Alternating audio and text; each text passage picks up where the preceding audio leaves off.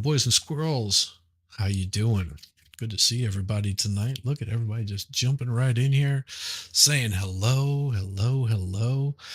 It has been a beautiful day today. It started out cold and it ended cold. I hate cold. Cold sucks.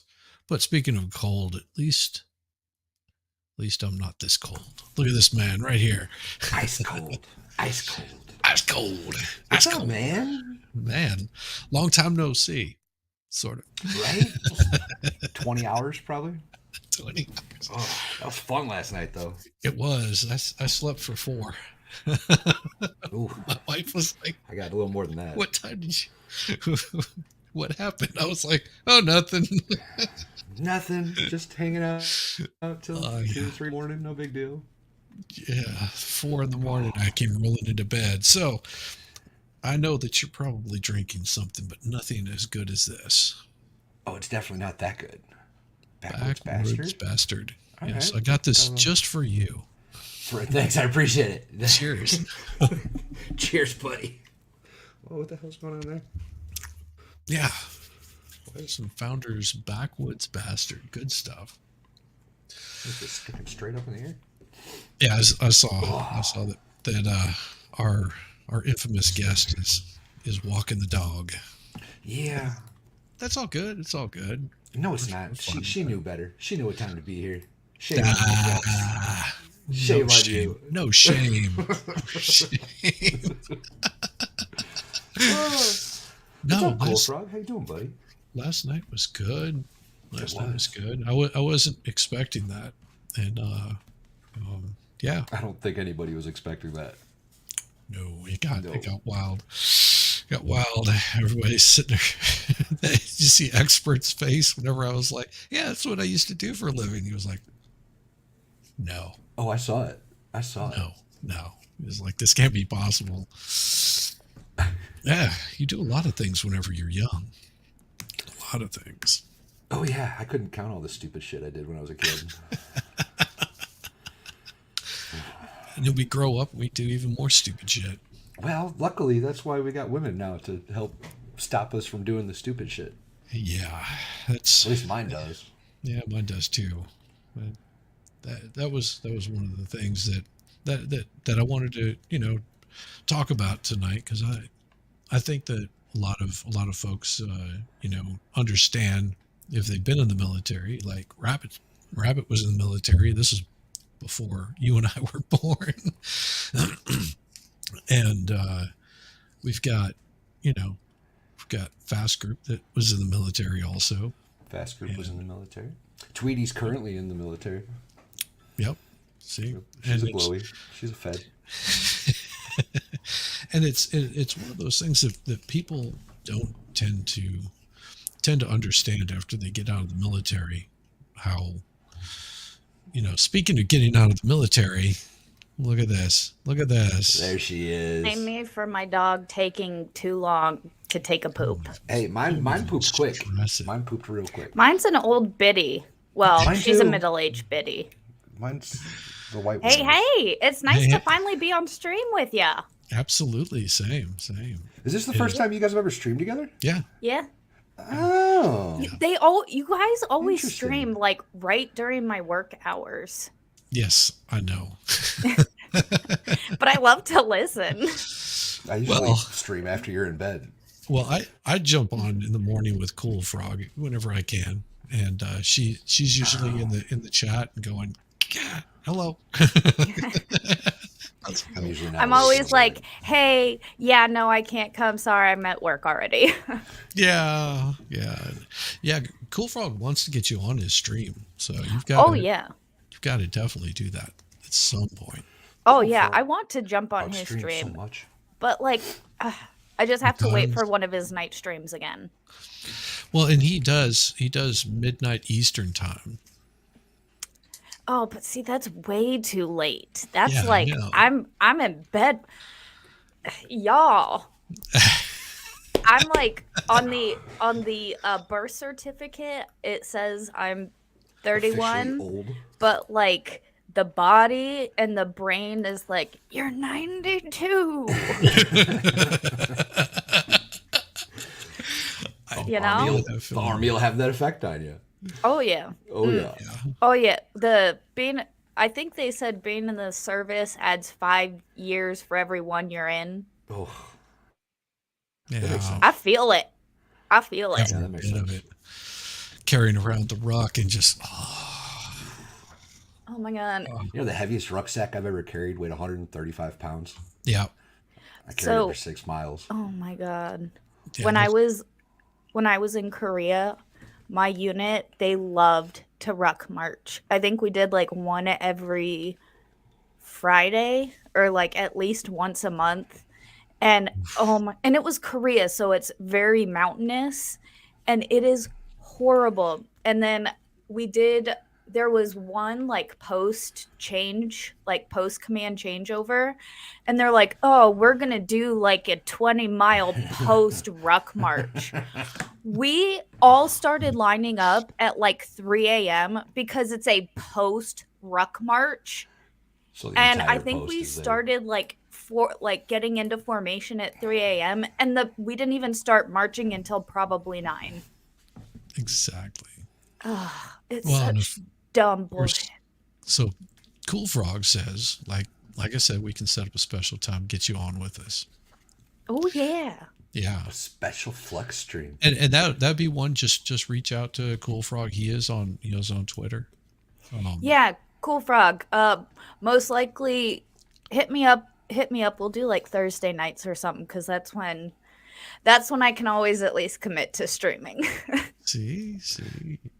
That's your getaway day. Yeah, well, it's like so the first half of the week is always crazy, right? Monday sucks. Tuesday I've got obligations, and every Wednesday we go to dinner with Mrs. Flux's grandparents. And so Nice. I'm like, okay, Thursdays are kind of like my down days, I guess. So I'm I like, know what okay, you mean. it's I can actually stream, but then most of the time I kind of flake out.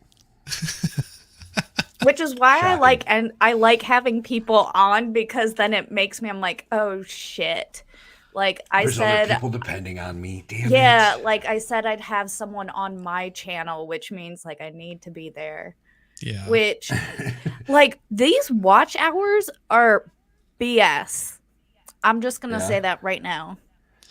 Where Yes. you at? Get this, right? This morning I was at 4,021. Guess what I'm at right now? What? How many? 3,980. No way. Yep. I took screenshots. Oh. Because I was like, yeah, I hit 4,000. I'm like, they're gonna take them away or something. And I have the screenshots at 1,500.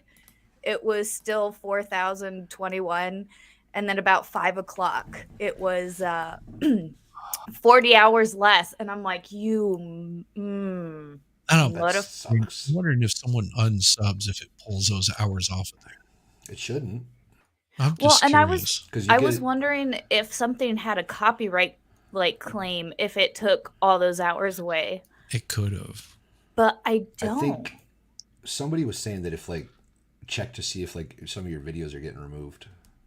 Oh, I should probably look at that. Right, because if they're taking down your videos, then you're gonna lose those watch hours. I'm like so Right. mad. I'm like, seriously, guys? You're so close. I'm You so are. close. I And- know.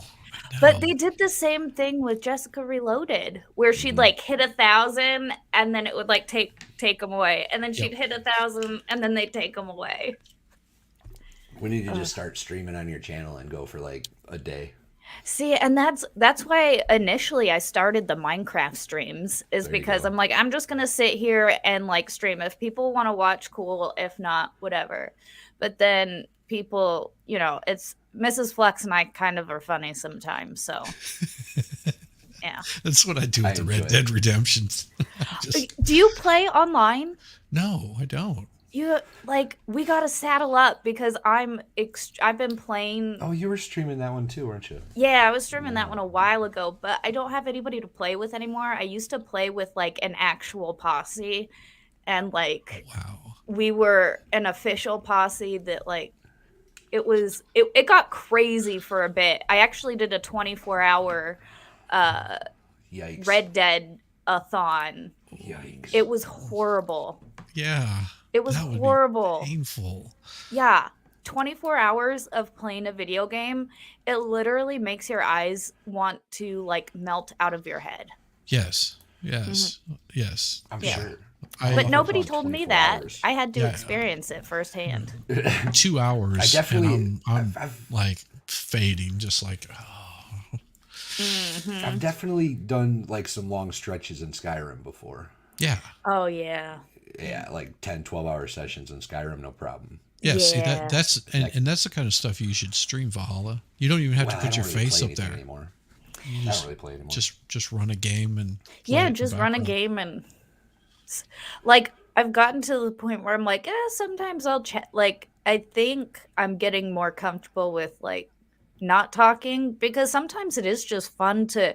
I'm not gonna lie, I just like watching people build. Sometimes it's soothing, like just the music. I like it, so I'm like, fuck it, I'll make this content. a So little ASMR. I know aspect to that it. that you got the buy me a coffee. You got that link, Mm-hmm. and Rabbit can always throw it up in there. But if you go in there, you can set up commissions. It's under your extras. Okay, I got it, and then I didn't really look at it much, but I got to Yeah. go through it. I added like two Paintings. pictures, and then I forgot how to add them the next time I tried to add something, and gave up after like 2 minutes. Because I know you were trying to get some of go. your art sold off, and that would be Oh yeah, awesome. I sold the painting, and like right as it was like, oh, you sold this painting, and then it was like, just kidding. I was Took like, it back? oh man, I still don't know who bought it, and I don't think he paid for it. So Yeah, I mean, if you didn't get paid for it, they didn't pay you for it. Mm. So I was like, screw eBay. I'll do other stuff. Click the wrong button. so how Credit long card have you got been out of caught. the military? 3 years. I got out in January of 2020, right in the nick of time. Yes. Yeah, you Like did. literally in the nick of time. I saw the writing on the wall and I was like, I need to GTFO like now. And I dipped. Yep. I And can that- relate. I can relate. I'm so happy I did. I left my job working as a mechanic after being there for years. Just was like, I'm going to go work for my wife, and that's what I Nice. did. February of 2020, I put in my 2-week notice, and they wanted me to finish out the rest of the month, and I was like, sure. And March 1st, 2020, I started working doing paralegal shit, and I've been Nice. doing it ever since. Nice. Easiest thing I ever did. Is it easy? Because I've seriously considered like paralegal stuff because I love law so much. And I love just reading case law. And I know that's so weird. It's But- it's not as glorious as it seems. Perfect I ju- example is depending on what kind of law that you're getting into. A paralegal is basically going to be the one that's writing the brief, so you have to pay attention to your spelling, to the way that you actually write the document. Mhm. Give you an example of something. See if I've got one here. No, I don't have one handy. But basically, your header on the top of that, you're going to have your case. You're going to have the case number. Sometimes you don't have a case number, then you have to figure out where it's going to be filed. And somebody usually will teach you that kind of stuff. I mean, most good paralegals, like if you're good at what you do and you've been doing it for some time, paralegal can start out at $65,000 a year. Dang. But that's like if you really know what you're doing. Me, because I'm married to the the only attorney for this law firm. That's probably help a little. That probably helps. I get paid exorbitant amounts of money, and most of it's in bonuses. And I max out my 401k, and it's basically just Nice. I'm like the tax write off kind of thing. So that was one of the Nice. reasons I did is like all this. She was going to have to hire somebody. She's still actually going to have to hire somebody. They're supposed to be starting in May, just to handle the work. Mhm. And so I ended up making buku bucks. Nice. Yeah, I definitely in 2016 I got my associate's degree in criminal justice, and I was going to go for my bachelor's and then go to law school, but in 2017 my unit got deployed to like the Middle East. not the Middle East, Eastern Europe. So like Kosovo or something. No, like just a bunch of different countries throughout Europe, essentially, and we were setting up a lot of stuff for like pretty much what's currently going on. We were, prepping for that in 2017 because, if you know, you know. Well, 2019 they were having issues at that point anyway there. Mm-hmm. So And- it does make sense. Yeah, and in 2017, my unit was there doing, I was with a fueler unit, so we had a bunch of different fuelers at, like, a bunch of different outposts and stuff, and it was neat. I got to travel throughout Europe, but it kind of killed my school motivation. Yes. But my favorite class was the courtroom. What was it? Court 101 or something. Yeah. And then every time we had to go to court to just watch, I loved it so much. I'm such a nerd. Yes. It was awesome. I told you I did a 40-hour evidence collection course, right? Oh shit, you could be certified to do stuff in Wisconsin. I'd do a better You did job more than than the their Kenosha. two-day evidence collection lady. Yeah. Jesus. So I'll show you here. Present this screen. Share screen. Where is it? I took a 40-hour hazmat course too. Oh, I had to do that. Yeah. So this right here is a company that I worked for. This is what my unit was in charge of. Ooh. The Chaparral Air Defense System, and Ooh. Is that still in use? I don't know. Interesting. And this thing will pivot 360 degrees. It'll just keep pivoting, and it'll go vertical. And what it does is it locks on. It uses the same tracking system that the Stingers do. So it's basically the predecessor to this. Each one of those missiles right there is back in 1986 was about 20 grand just to fire one, even if it missed. Wow.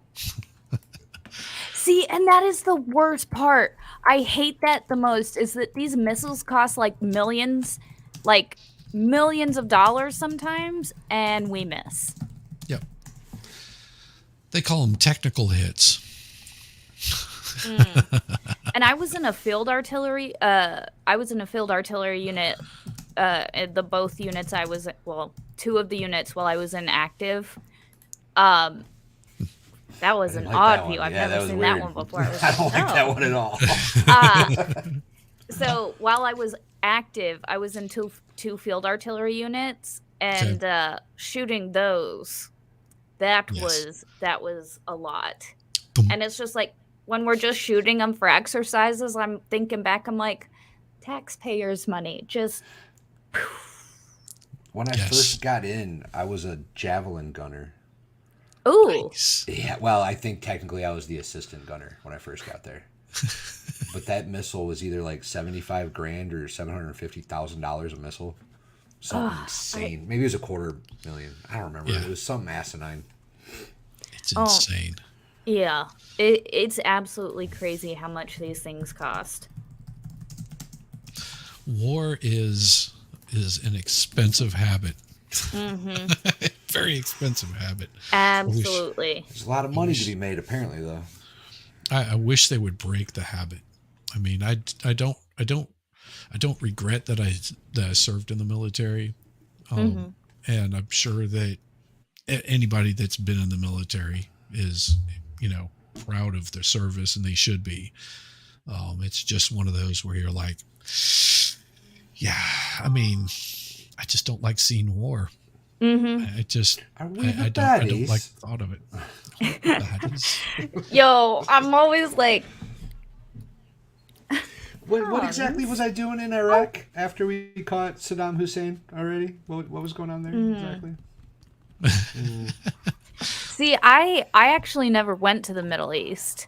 I was in Korea and then I was in Texas. And in Texas, my our brigade was the only brigade in all of the army that was a TRADOC unit that we tested like the new equipment, and we would Nice. go out to the field for like 4 to 6 weeks every like 2 months. So we were in the field all the time, and it was horrible because everybody was like, can we please be deployed? Because at least the people in the Middle East have like proper porta potties.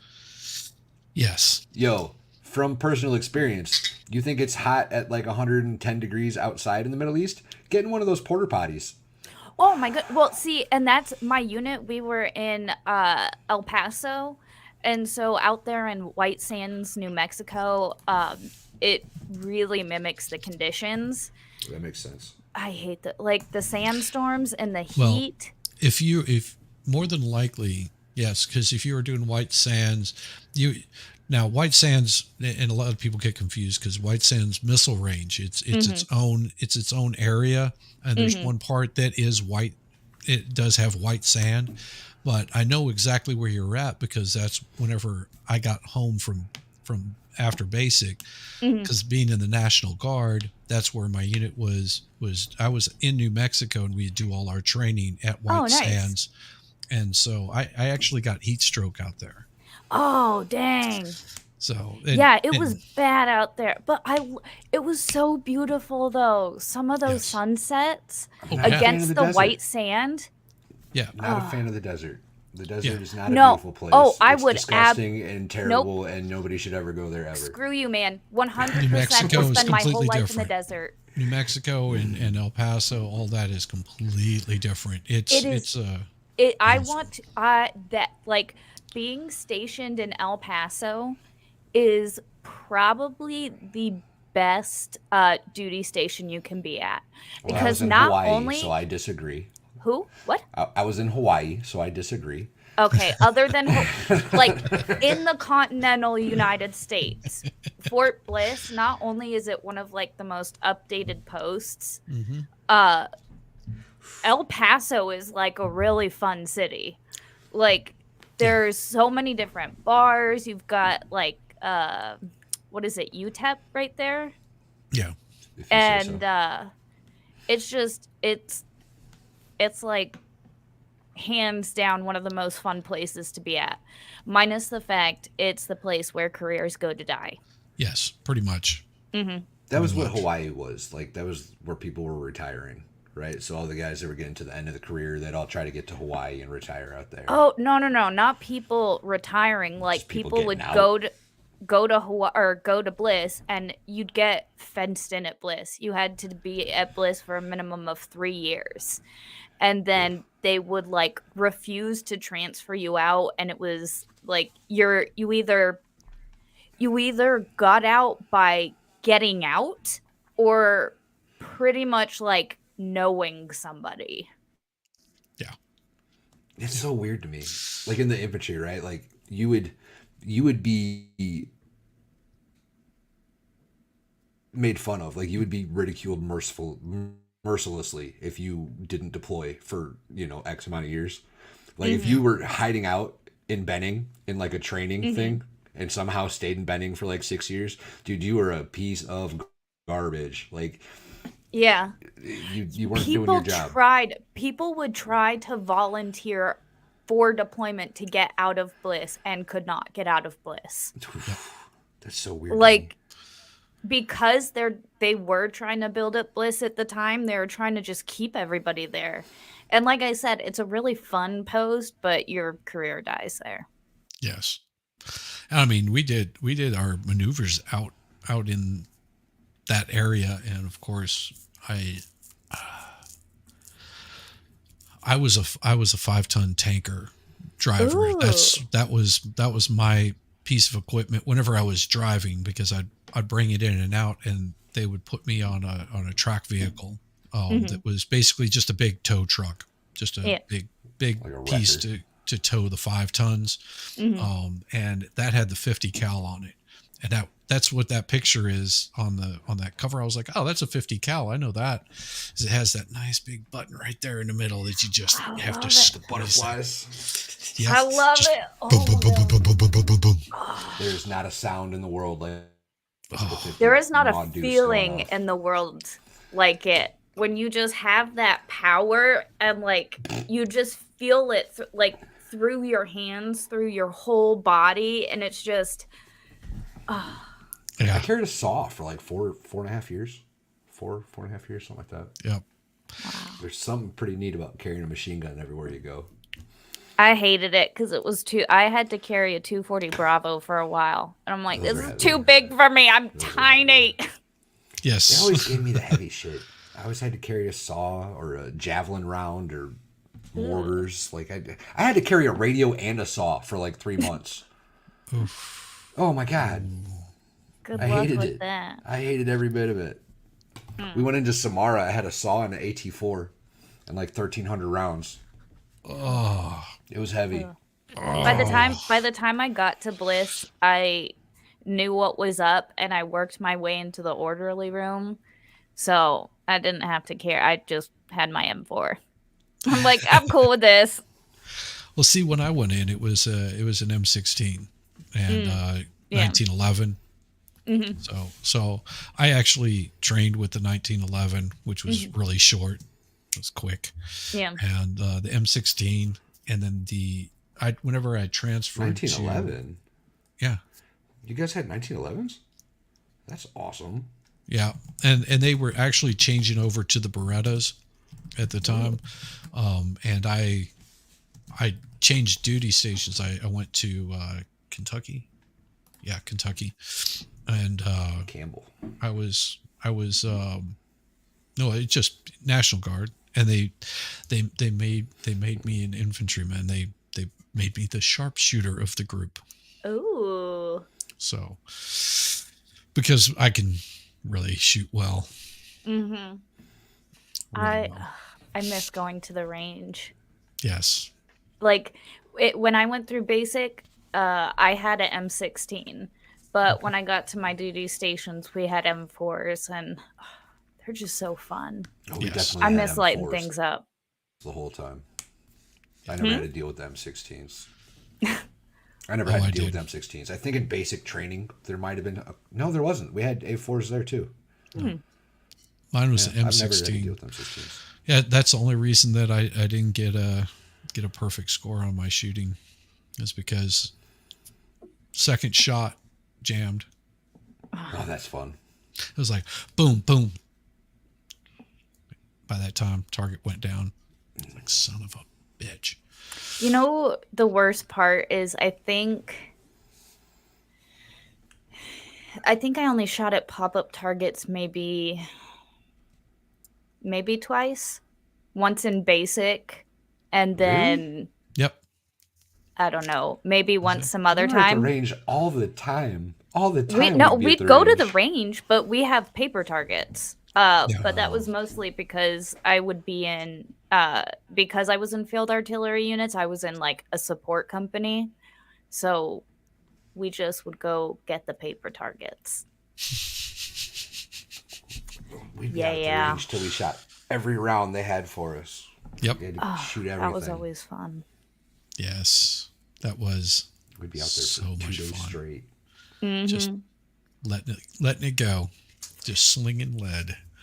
I can honestly say that it. I never did this, but it was common practice to end up burying rounds because you were just so over the day. So I don't know. You left-handed or right-handed? See, Right-handed. What about you, Flux? Left-handed or right-handed? right-handed.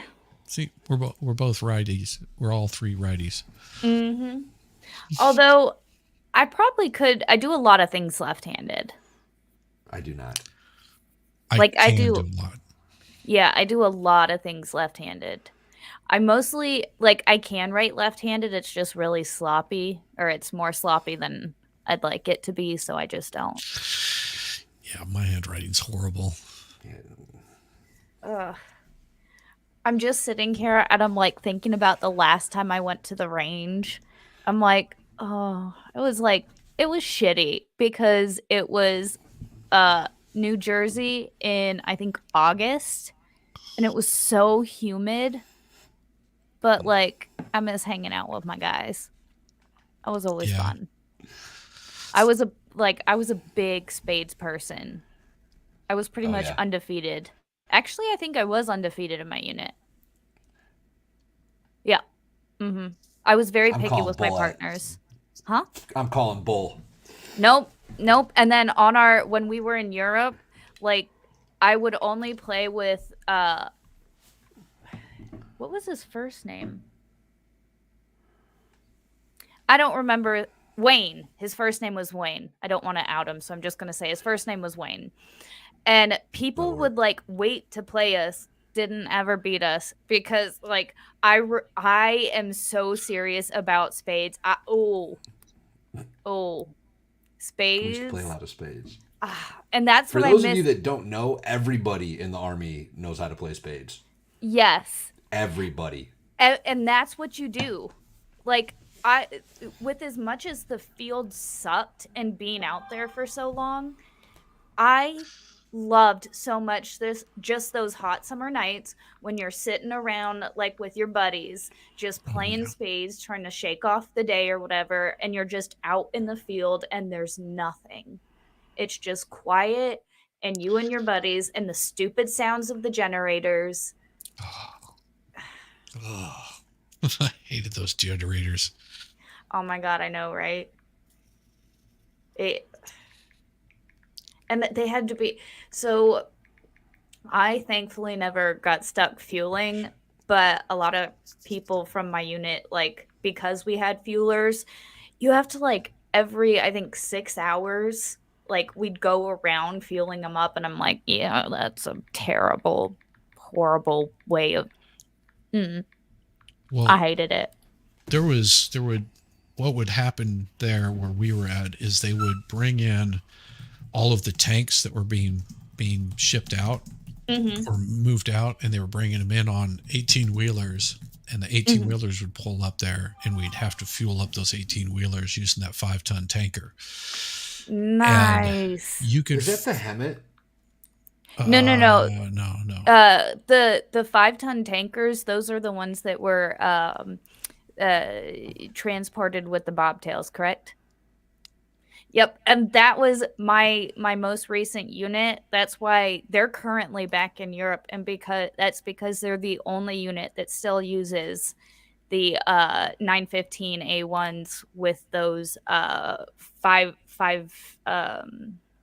yes. with those tankers. Yeah, those 5-ton tankers were a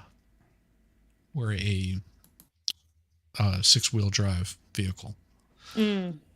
So you could basically drive those things in a tank trap and they just pull right out. It was no problem. Those things were a beast. Pretty awesome. Dude, we The got Hemmets stuck. were also beautiful. I had one of those when I was in Korea. Her name was Duchess, and she did me good. We appreciated those. Those. Oh yeah. We got stuck one time in Iraq in a rice field. We were out on patrol, right? So it was just like 3 or 5 Humvees. I think it was just 3. And we got into this irrigated rice field, right? So the whole thing's just flooded, and we Oh, start to go through, and we get stuck, like stuck. These Humvees are the exhaust pipes are underwater, the mud's all the way up to the frame, damn near. We can't get out, and they can't get to us. We ended up getting stuck out there for 3 days. They had to send patrols to bring us MREs and water and shit. oh my god. They were talking. They sent out a wrecker. The first wrecker got stuck. They sent out another wrecker, and I think that one got stuck. And then the third one, they finally got us out on like day 3. They were talking about bringing in Chinooks to hook up to us and pull us out of the mud. Wow. Oh, You just it were, needed more you just needed an 88 mic out there. that was, yeah. It was That's it. not good. It was not An good. experienced one. I could have got it out of there. I, I don't think so. I wish I still had the pictures.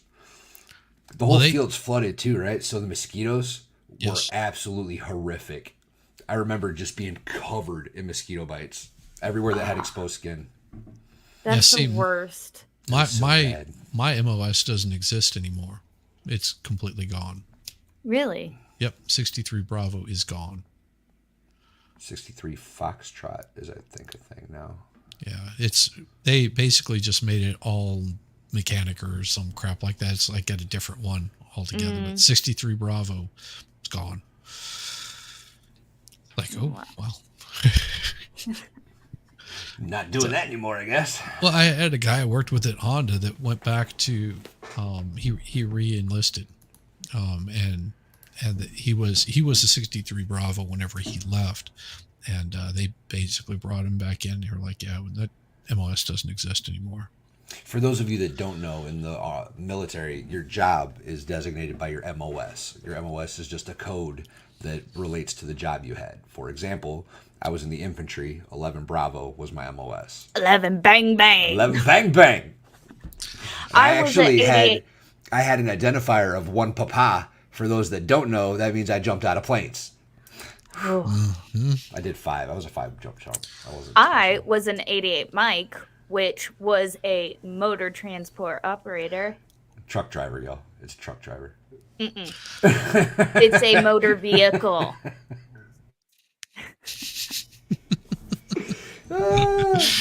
Did you know that I love there's it. a transportation song for the transportation corps? I imagine there Makes is. sense, I guess. Oh, it yeah. makes sense. Oh I didn't yeah. think about it before, but it makes sense. Oh yeah.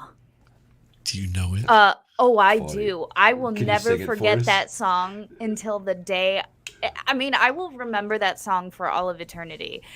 Like I'm pretty sure there's a layer of hell where they're just singing this song.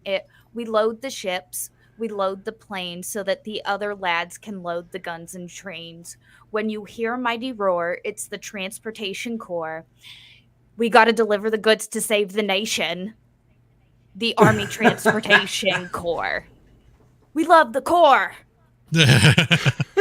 We load the ships, we load the trains so the other lads can load the guns and planes. I just keep picturing, you walking Outstanding. around with a little mustache saying that. Mm-hmm.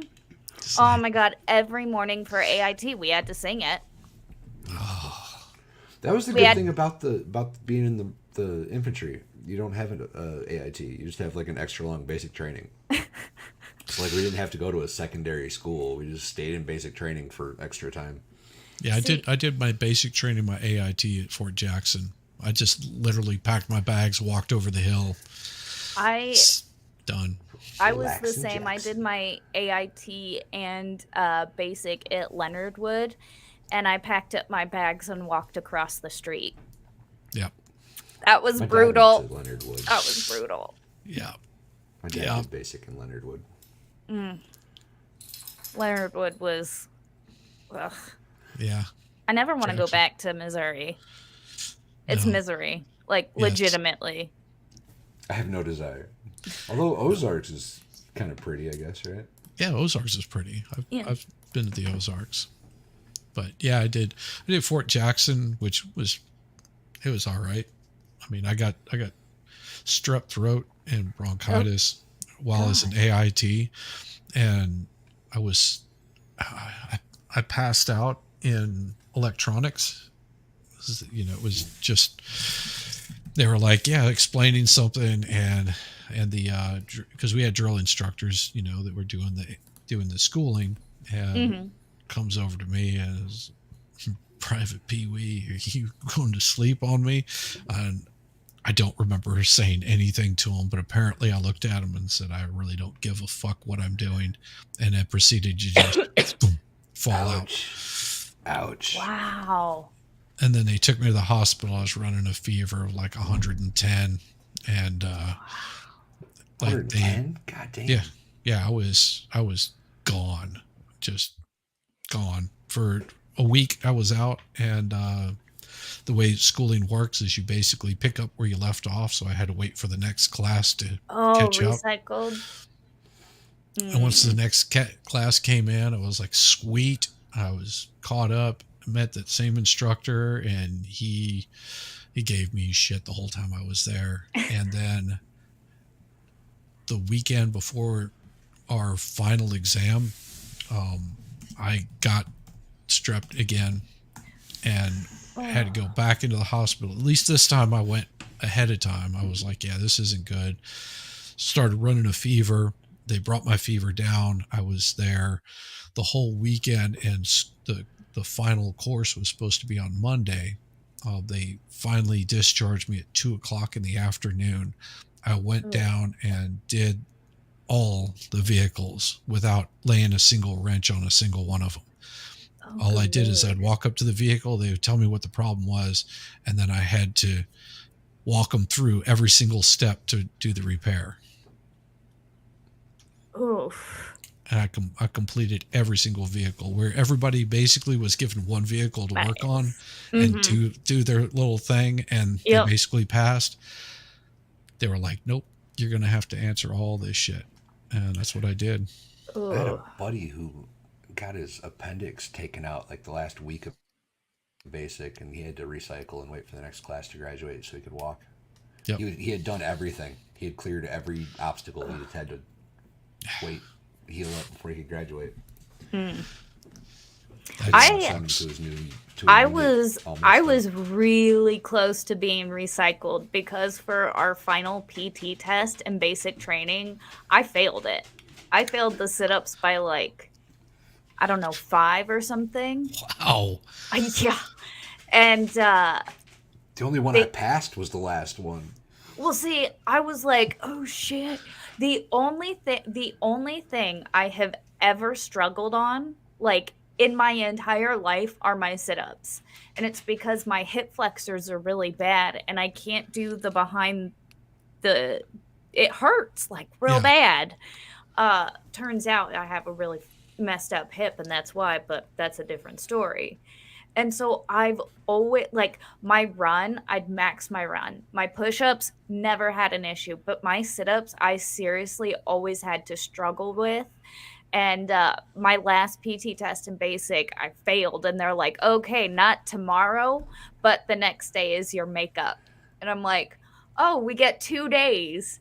And so the rest of that day, I think I did like probably 1,000,000 sit-ups. And then the next day I couldn't move. And then 2 days after was the PT test. I'm like, I gotta pass it.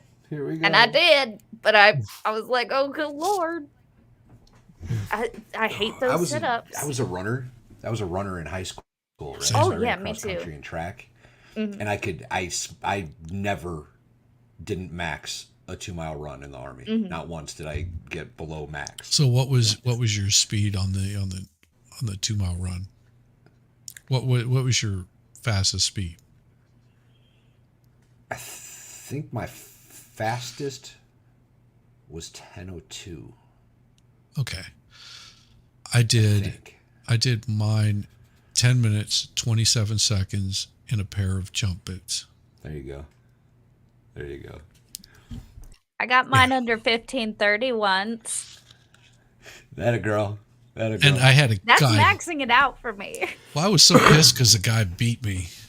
Of course, I was smoking like a pack of cigarettes a day at the time, and didn't exercise at all.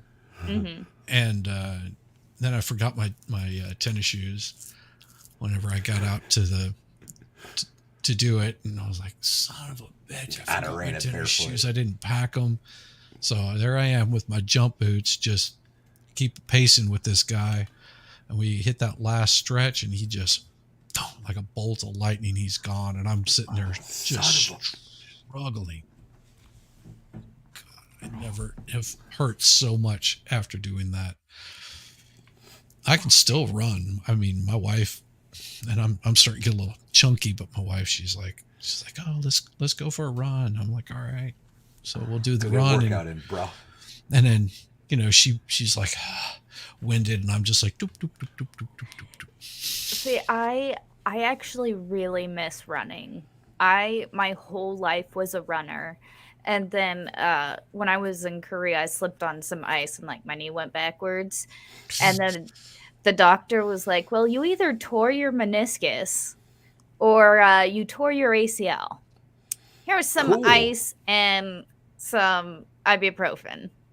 And I'm Oh, like, cool, cool. It's never been the same since. And I'm pretty sure there's a piece like I also like really messed up my hip and needed surgery. And my physical therapist, when she was working on my hip, because my knee would constantly give out, she did like, her little analysis of my knee. She's like, yeah, I think a piece of your meniscus is torn and flipping up. So like, you know how it acts like a cushion? There's a piece that's yeah. torn up and it feels like there's a marble that'll get stuck in my knee and I Ah, won't be able to bend it or anything for a take few an minutes. ibuprofen, drink some water, you'll be all right. Right? And yeah, ever since then, like it's gotten worse and worse and I need surgery, but Maybe you should get that fixed. no, I had hip surgery when I was 27 and I'm like I don't want another surgery on my knee like before I'm like 35. That's what my brother-in-law does. He's a PA Mhm. for sports therapy, like down in Jacksonville, Mhm. and he's actually met Mike Tyson. Nice. Yeah, I was Oh, like, really? oh, that's so cool. Got to meet Mike Nice. Tyson. But yeah, he That dude's does got a to be lot of terrifying. sports and stuff like that. He Mhm. said no, he was actually really cool, just really chill. Like everybody was coming up and wanting to get a picture taken with him, and he took time with every single one of them, and That's cool. was thanking everybody, and just talking with them, and said he's just really laid back, really cool guy. You watch Joe Rogan at all? Hmm. So Joe Rogan's had him on twice, right? The first time he had him on, he was super chill, super cool, talking about eating mushrooms and the whole nine. And then the second time he had him on, he was training for that fight with Roy Jones Jr. And Joe Rogan talks about it, and he was like, it was absolutely insane. It was like sitting across the table from a wild animal. He said his new studio, that big ass table that he's got, was simply because Mike Tyson was too close to him. He was like, this is scary. This table needs to be wider. And Joe Rogan's a badass, bro. Mhm. Yeah, but Mike Tyson is fast. I mean, That dude's so scary. even in his age, he's quick. I would not want to. Hell no. Did you see what he did to that dude on the plane a couple months ago? God, Oh my yes. goodness. Did you hear his statement after that though? I live by his statement. He said the internet has made people too comfortable with talking shit and And not not getting getting punched in the punched in the mouth. face for it. Yup. And ever since I'm like 100%. I live by that statement. Tyson might be my spirit animal. He might Yeah, be. ever since that I'm like, yo, I think I agree with Mike Tyson. Oh wow. Oh, I live by flip flops, and well, not so much Oh, since I've been on a see, farm. yeah, and but- that's the problem because like so by birth I'm a Southern Californian. Okay. So like flip-flops are life. Oh yeah. Mhm. I've I'm moved gonna be a right whole back. I house just wearing forgot flip-flops. I forgot my drinks in the other room. That's cool. Damn it, Fluxx. That is such a pretty picture. I love that picture. It's cool. She's got some good pictures. Yeah. She's Yeah. got some cool ones. Her I think she made a Discord at one point.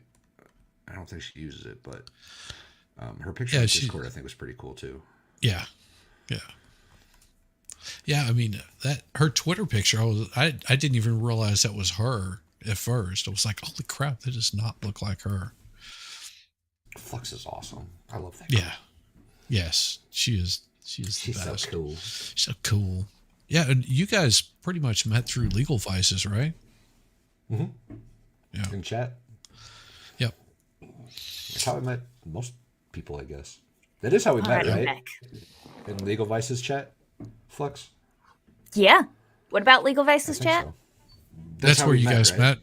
Oh yeah. Yeah. I think that's where a lot of us got together actually. Yeah. Yeah. I've been in. I think you've been in Legal Vices for probably about a year longer than I have. Well, he's actually only been I guess I'm going not since sure. only for like not even a year. I thought he's been going for about a year and a half, 2 years. Really? No, I know his because he channel's old. His channel's like 12 or 16 years old, but he had some like weird. He wasn't doing the law stuff before. He was Gotcha. doing like yeah, Korea because he stuff. only like started doing this law stuff I think in May of last year. Okay. Yeah. Wow. Then I caught it right at the very beginning then, because that's about the time that I started listening to him, and he does so much good stuff. Oh, it's awesome. He does make a lot of Absolutely. good content. Yeah. And I love he's got such a good cadence when he like talks and tells stories. Yes. And I think that's I'm like, oh, I like this. He's got a good storytelling ability. He's an orator. Orator? Oh yes. Orator? Is that the right word? I think it's Yes. Excuse the right word. me. I'll go with it.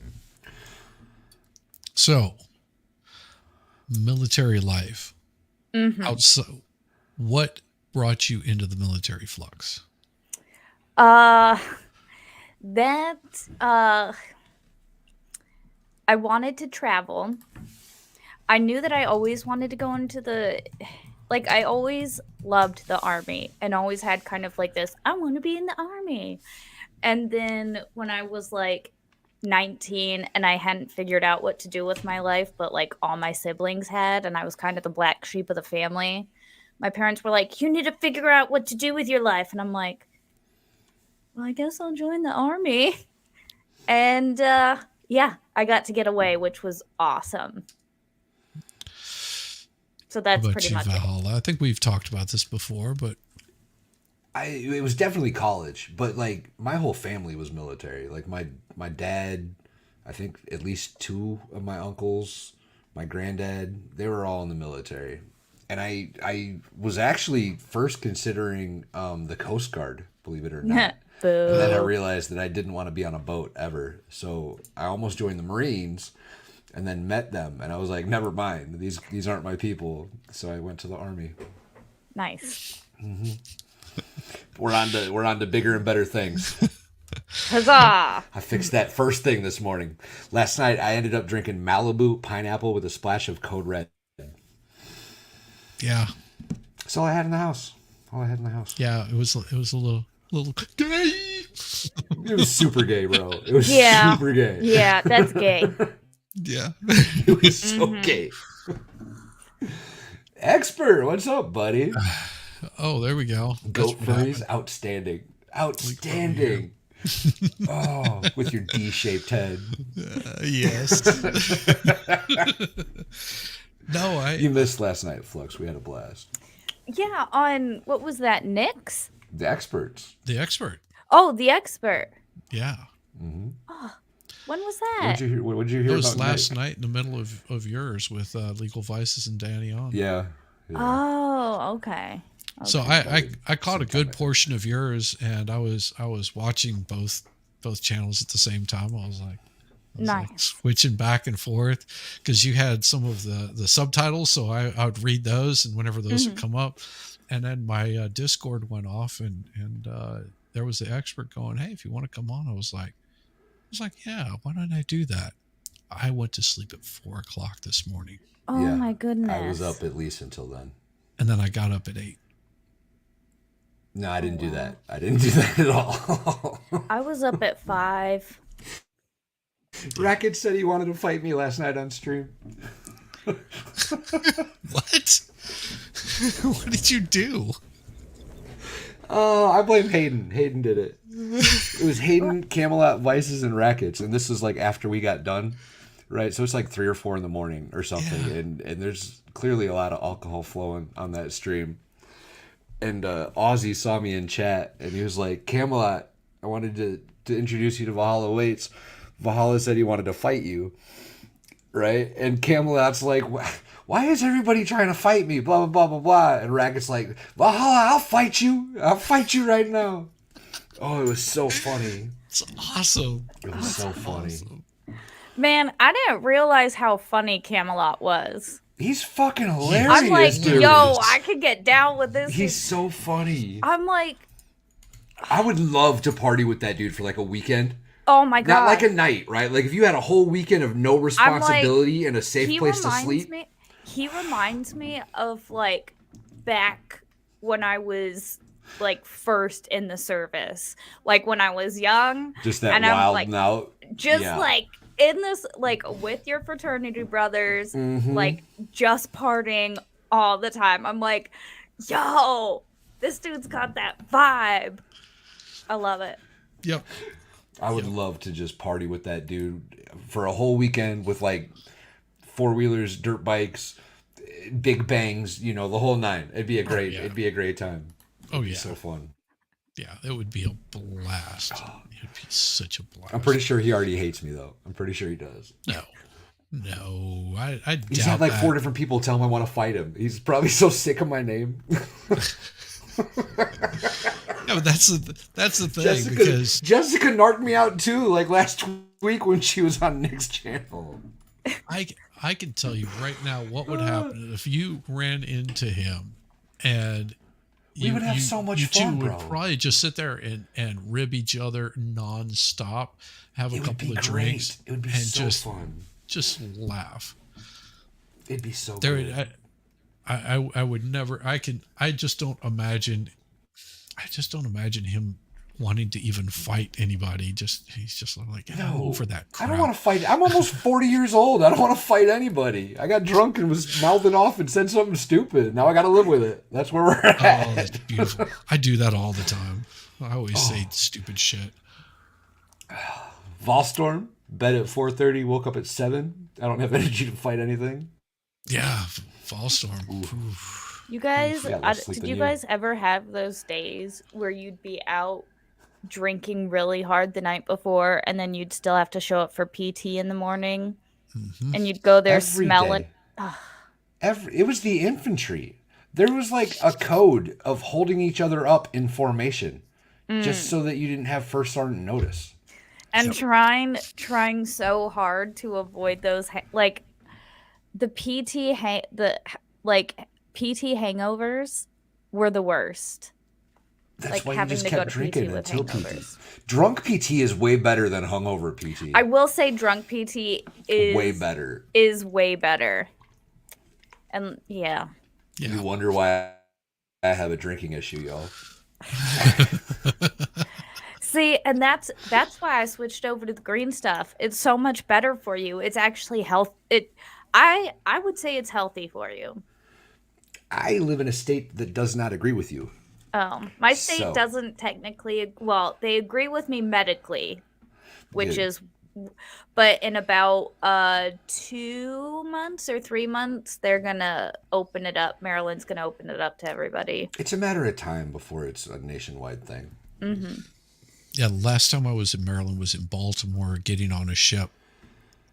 No, getting off a ship. I actually stepped off a ship and Baltimore is a place that I never want to step foot in ever. Yeah, I've been living here in Maryland for,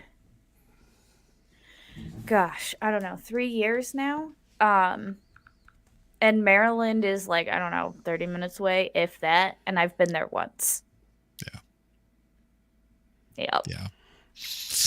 Yeah, I don't like the northern hemisphere of the states. It just Oh my God, that area. Mass, all of New England is New England is terrible. We need Yeah. to those people up there are different. Yes. I am not of the northern variety. I definitely learned that real quick living up in Rhode Island. I I am don't not know a that you northerner. can. I don't know if you can call as a Northern Illinois native. I don't know that I would call New England Northerners. That's not what I think of when people refer to Northerners. I guess it might be, but it's not like those aren't like if somebody says Northerner, I don't think of like New Jersey. That doesn't. It's a different part of the world. What do you think of then Yeah. when you think of New Jersey or like Northerner, northerners? like North Dakota, Minnesota, Michigan. Although they're further north than all of that. Yeah, still, I don't know. New England's like different. It's It's not the East same. Coast. They have like East Coast. right, right. That's not northern. It's that bougie, racist New England area. Yep. Oh yeah. Yep, with Yep, all that Oh old yeah. money. Yeah. yep. Yeah. It's that place is so insane. Just Well, that's where Joe Biden's from there. We'll just leave it at that. uh, He's from Delaware. That's Delaware. pretty New Yeah. England, isn't it? I would consider No. Delaware New England. No, No, No, it's technically a part of the DMV. the DMV Or not the DMV. But yeah, it's so can I demilitarized tell you how DMZ. stupid it is here? And I only learned it once I got to Maryland. Maryland, can I say the R word? you can say whatever you want to. Maryland is retarded. Maryland is retarded because like the DMV is not when I say DMV, what do you think of? Department of Motor Vehicles. Yeah, Department of No, here it's called the MVA, the Motor Vehicle Association. Tennessee's got a stupid version of And it the too. DMV is DC, Maryland, and Vermont. Virginia. Oh, Virginia. Yeah, that's right. Yeah. Yeah. Yeah. It's stupid. I'm not So even sure when what they people call it here. they don't refer to it as the DMV here, and for the longest time I'm like, what are you people talking about? They're like, ooh, the DMV, Delaware, DC, Maryland, and Virginia. Yeah. Nope, Just like nope. That's some bullshit right there. yeah. I had a friend that lived in DC. We went and visited them. The husband was working for CNN, doing some of their back end stuff, and his wife, my God, she's got like 3 master's degrees, and and then she went back and went to law school and became a lawyer. Oh Lord. Damn. Like That's a girl that likes to argue. That's what that is. oh my God. Yeah. Well, she's Vietnamese, so yes, probably. Oh, but she's actually really cool, and her husband, he works now for Whistlepick, Ah, so nice, Nice. gets good stuff. nice. But yeah, they were in DC, so we went and visited them. That was I want to say 2015, 2016, somewhere around in there. Oh wow.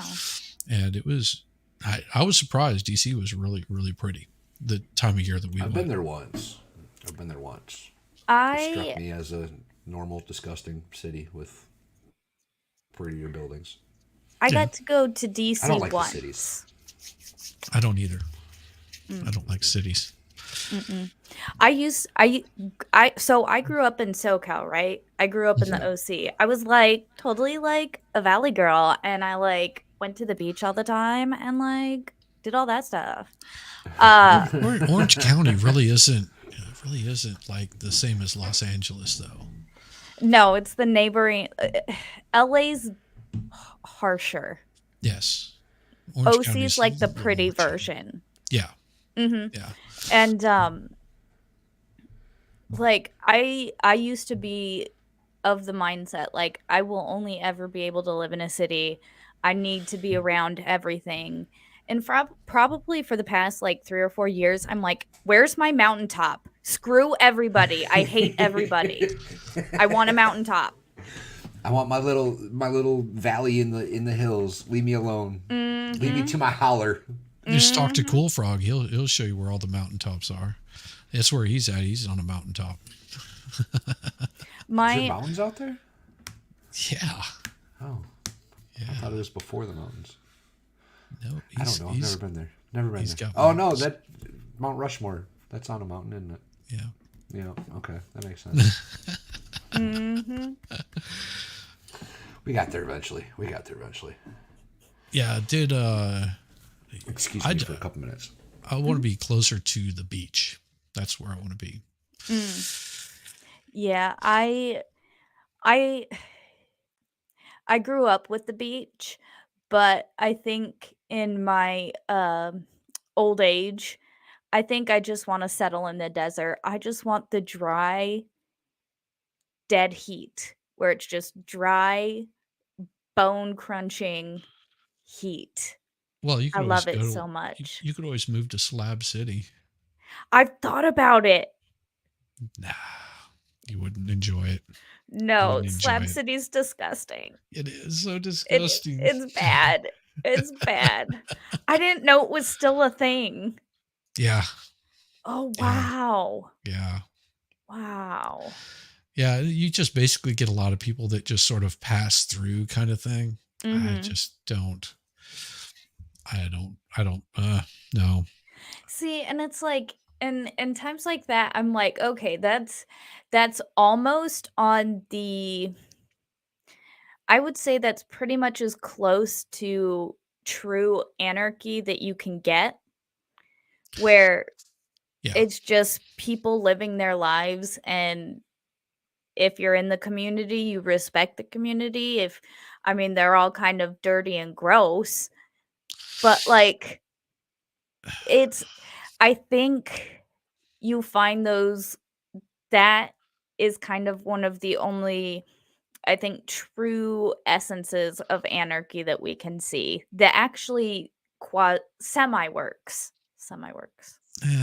Yeah, I sort of, I guess. I mean, my problem with that attitude of the way that it is it's fine and good if you're just sort of completely into doing your own thing. You don't want to have any social interaction. Any social interaction that you have is probably going to end up either in violence or Mhm. you puking in a corner somewhere. I don't enjoy that kind of interaction.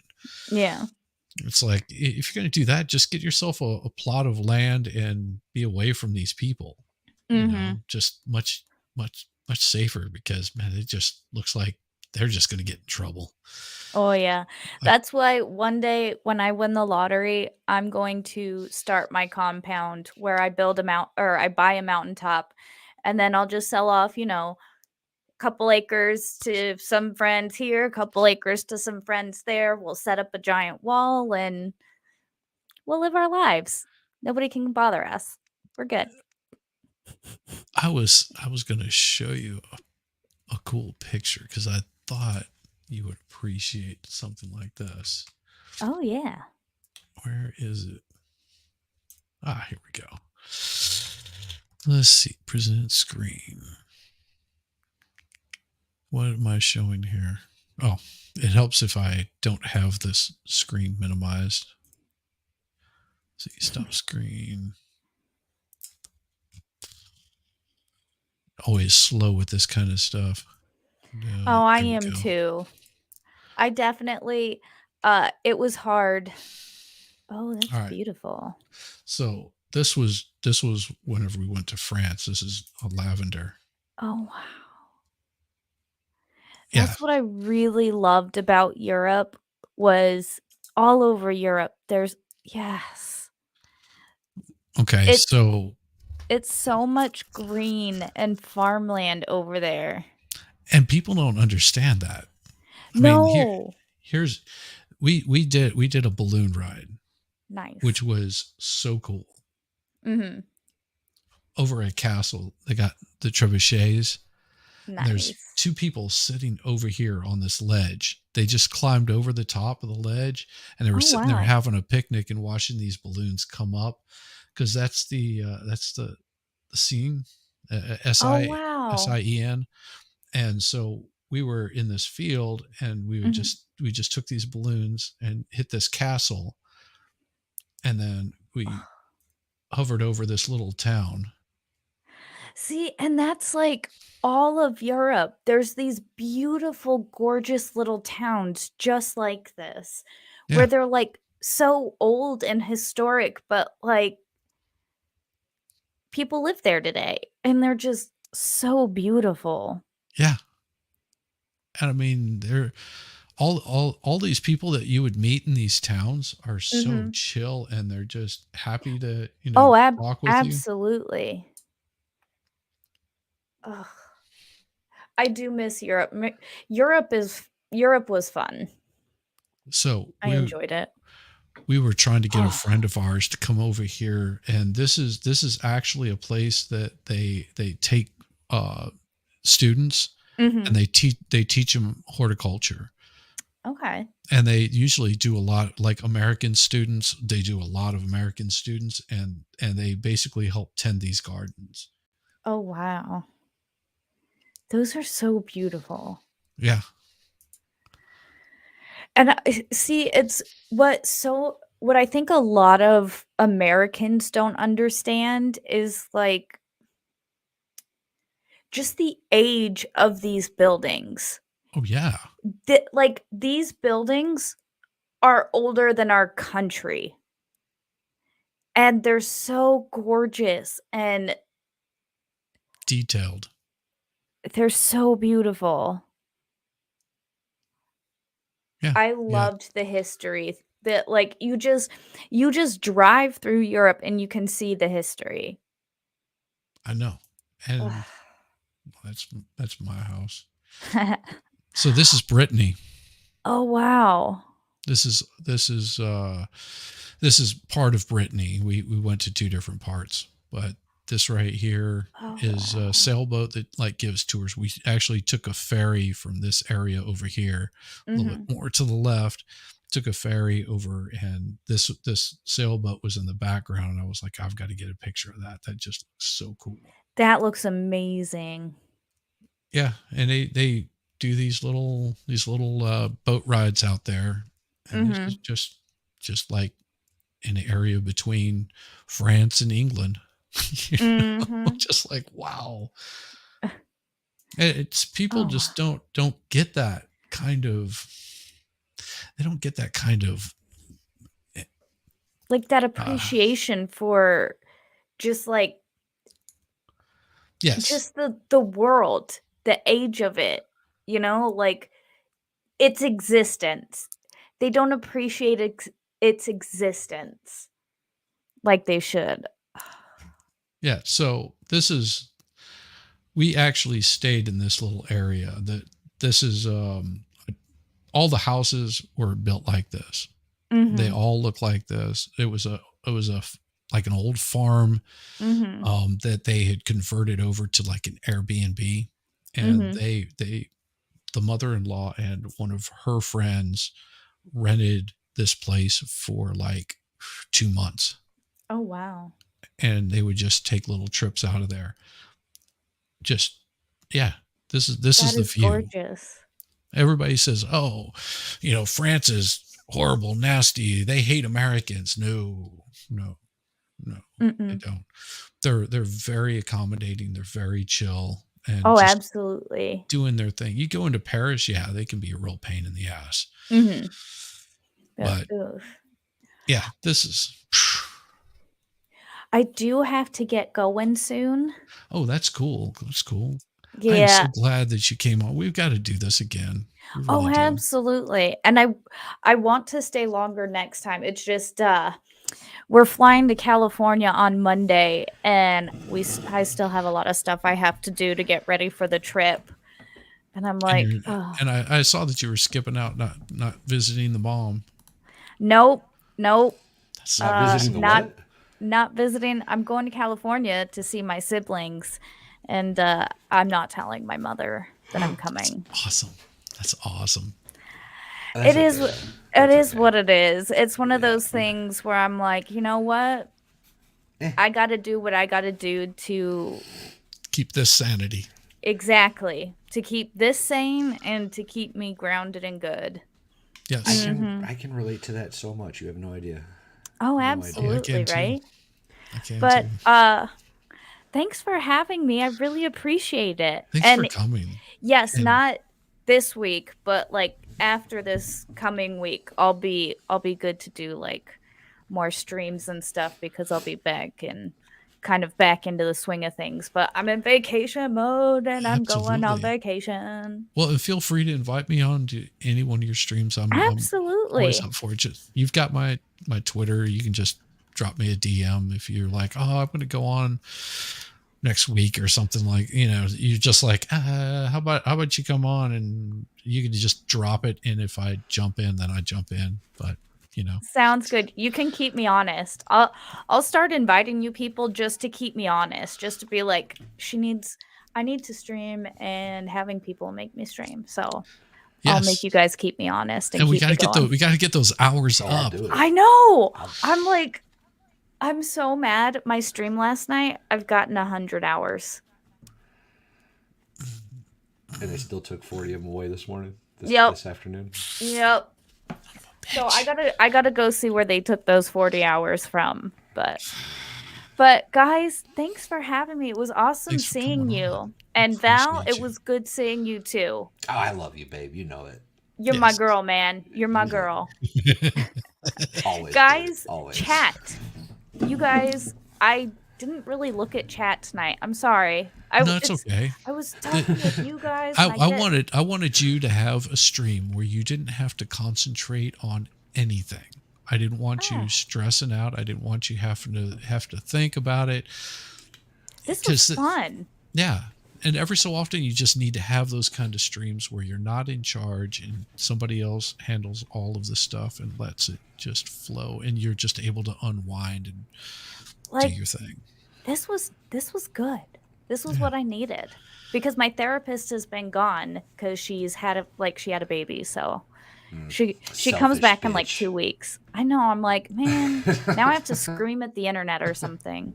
You But can always come and scream at me. What the what? fuck are you doing, you dumbass? I will take you up on that offer. Thank I'm you for fun. having me.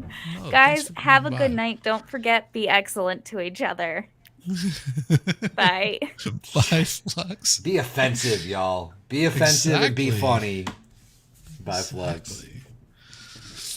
Yeah, see, I enjoy Flux so much. I've been trying to do something to have her come on I for love so that girl. long. She's amazing. Oh, she is. She is. Well, I'm glad that we got to make that happen. Absolutely. Absolutely. That makes me happy. Oh, and see, Expert go. had no Go idea check who out Flux Fluxx. was. Yep. Oh, really? Yeah. Fluxx is good. Yeah, he said Flux is really he good. said I like yeah, him a he lot. said that the other night. He's like, Flux, is that somebody Oh, I that's should right. know? He did. But see, now She's like the dual token. She's Yeah. a Jewish lesbian. Yeah. There's so many jokes that you can get away with her. oh my god. I love her. She's amazing. I enjoy Flux. I enjoy Flux a whole lot, and I'm so happy that her channel is just boomed, because Hell yeah. I've seen some of her art. It's not my style, but it's good. It's good. I think she I did like it. a Gorgon for Wasn't Legal a Gorgon. Vices. It was a. Oh, I just had it. Oh, got that.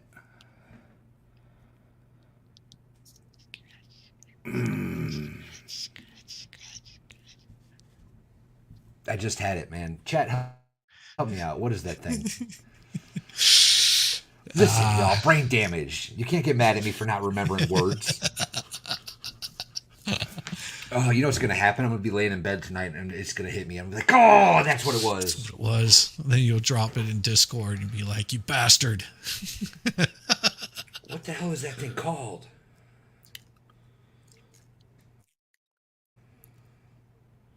I bet Flux could tell you what it was. She could have told us immediately. You should have said it before she left. Yes. Yeah, she's actually just just an amazing person. I've enjoyed her so much. Valhalla, what language? Cthulhu. It was a Cthulhu. See, there you Cthulhu. go. Cthulhu. I got there. It You took me got a there. while. You had to think about it. It took me a minute. It's that metal plate. You should have turned it around the other way.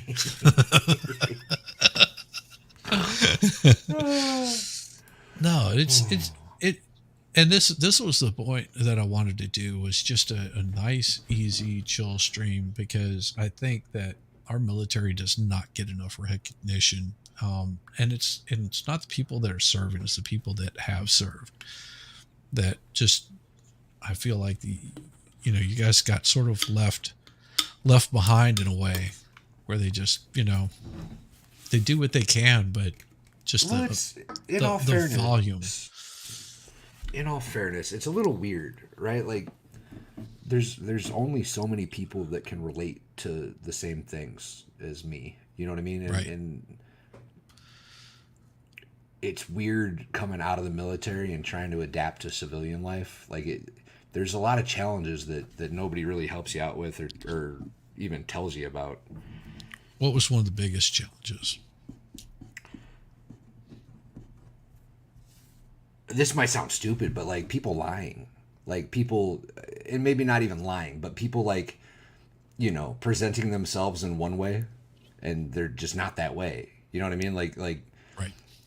in the military, if somebody told you they were going to do something, it was just going to get done.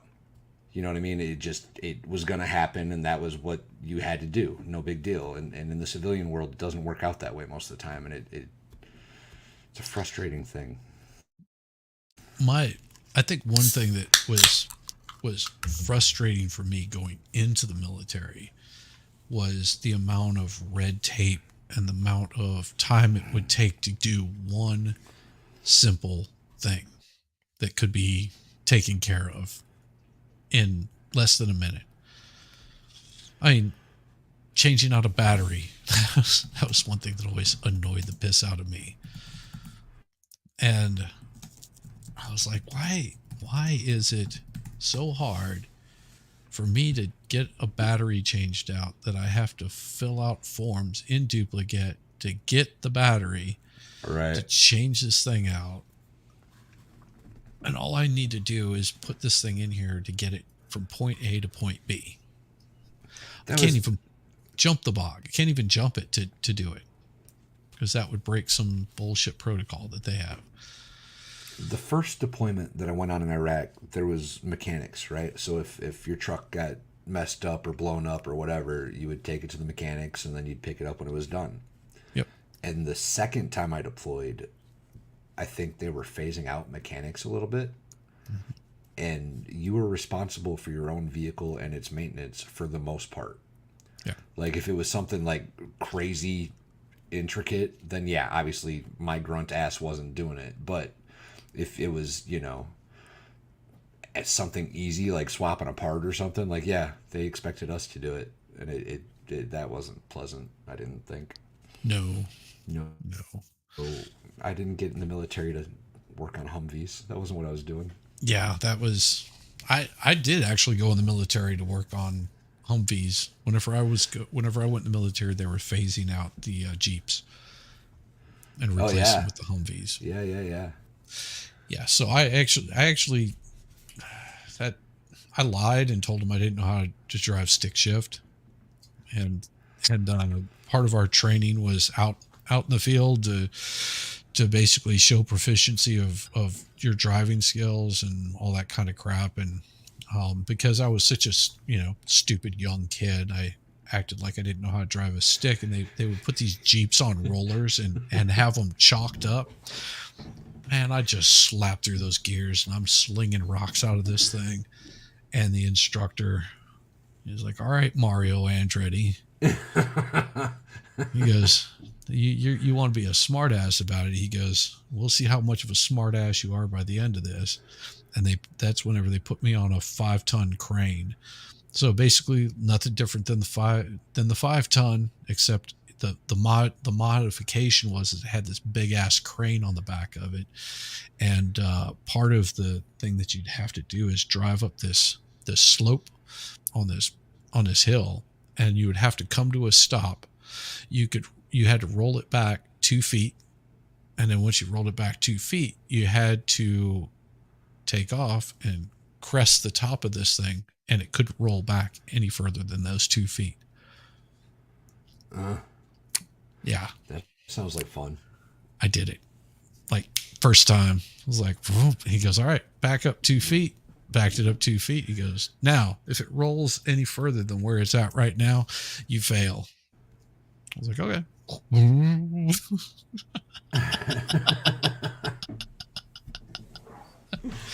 Oh. Yeah. I remember we were in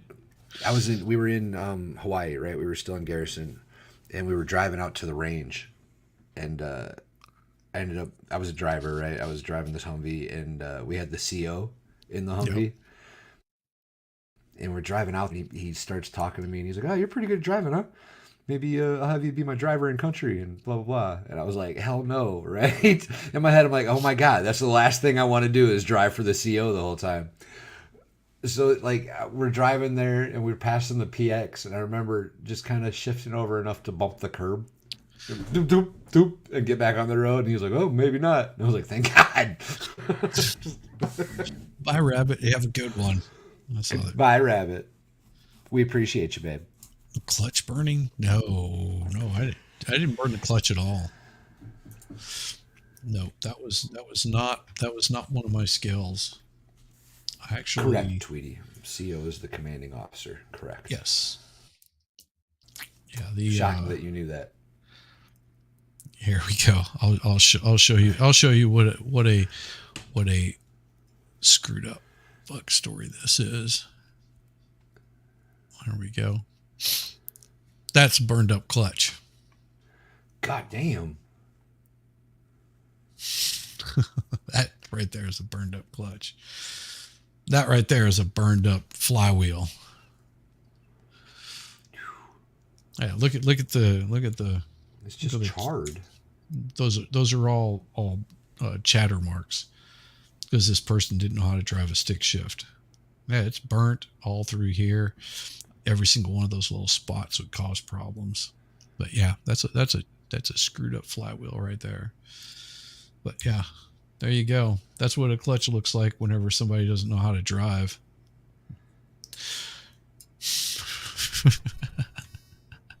I didn't even know a clutch could do that. Yeah. That's what happens whenever you drop a turbo onto a car and don't know how to drive it. A turbo with a stick, and then you just dump your clutch. That right there is what happens. That's impressive. Yeah. Oh, I saw all kinds of screwed up stuff. There you go. This will be a good one for you. Is it in there? No, I don't want to show that one. Here we go.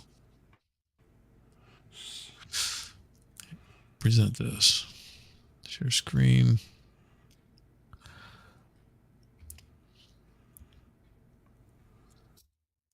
Yep. That is a dash. What happened to it? See that right there?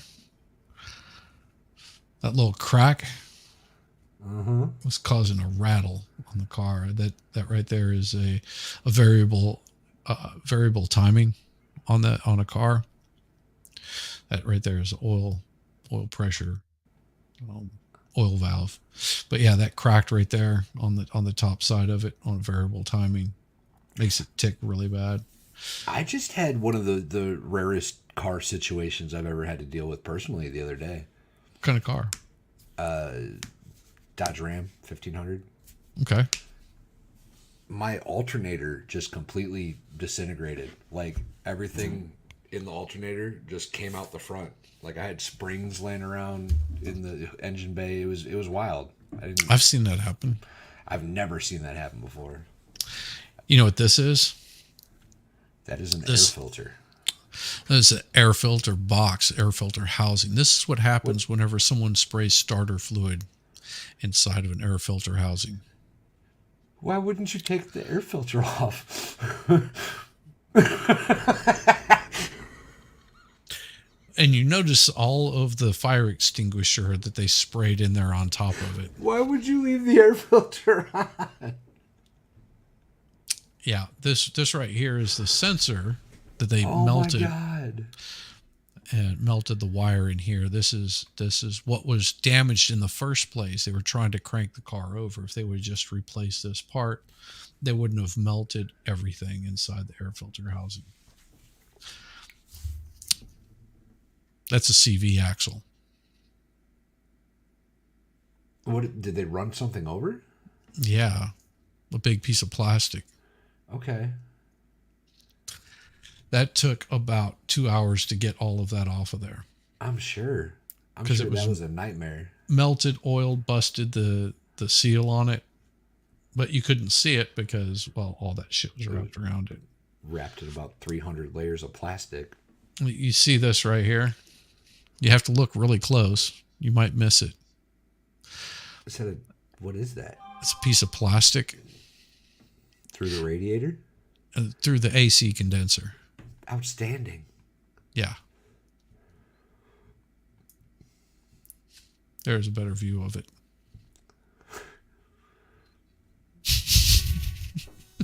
Y'all avoid road hazards. Don't run them over, please.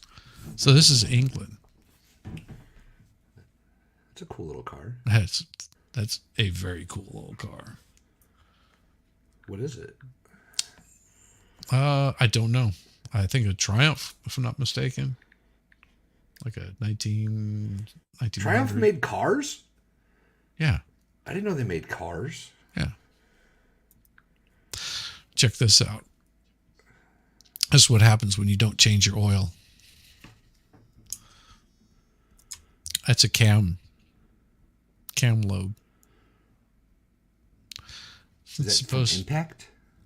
That's from running over the valves, and with no oil, Okay. it doesn't lubricate, and it'll start doing this number. Smacks. Yeah, comes apart. That right there is a drive shaft, a mid shaft bearing that went out. Guy was complaining. So a 4-wheel drive has a mid shaft bearing. You know, because you got your front wheels that turn, then you got your drive shaft that runs down the back, and the mid shaft bearing was damaged on it, and they had to get home, and they couldn't figure out what they were going to do because they didn't have money for it. So you know what I did? I took the gear shifter. I took the whole axle out, put it in the back seat, said, "Here you go. Have a good day." You don't need 4 wheels to turn. All you have to do is just have your front wheels turning. That's fair. Yeah. This is what I did after I got out of the military. These are all Toyota, right? No, Honda. Honda. This one is a cracked block. Honda had a problem with their 4 cylinders. They cracked their blocks. So I would drop these things. So disconnect the whole engine harness, drop it down, pull all of this stuff off, put it on a new one, and away you go. Like, that's a day's work right there. Mouse got a hold of it. They couldn't pass emissions. Took me about 2 hours to find that little bitty pinhole. How do you fix that? Just replace the hose? Yeah.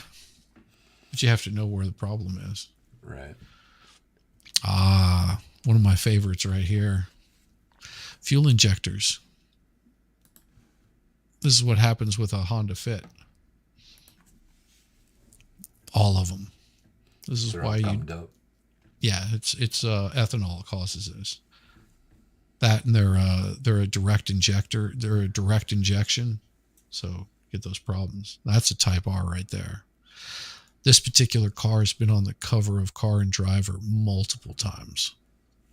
That's pretty cool. Yep. It came in because it was overheating on the track because they were running at Atlanta Raceway to try to top out their speeds on it. There's two cars that are Type R's. One's a red one, one's a blue one. Both of them been on the cover of Car and Driver, and both of them been to our shop that I worked at. Yeah. Lady said that she was having a problem with her AC. That's what the customer states was. Having problems with their AC. What am I looking at exactly here? You're looking at this section of the car. Okay. And you've got your AC condenser that sits right here. They ran into something and it took out the whole front end of the car. Oh. Yeah. So yeah, then they probably would have problems with their AC. Is that the frame? Or a motor mount? Frame? That is the frame. That's actually one of the rear control arms. This is on the rear, so this is a rear control arm. That's not safe to drive. No, they drove out with it like that. They left? Yep. They didn't want to pay any money to have it fixed. The car wheel was dragging behind it. Just, I was like, all right, I don't care. Yikes. This is what happens when you get water inside of a terminal. Just fried it. Well, it corrodes, and then you end up with check engine lights.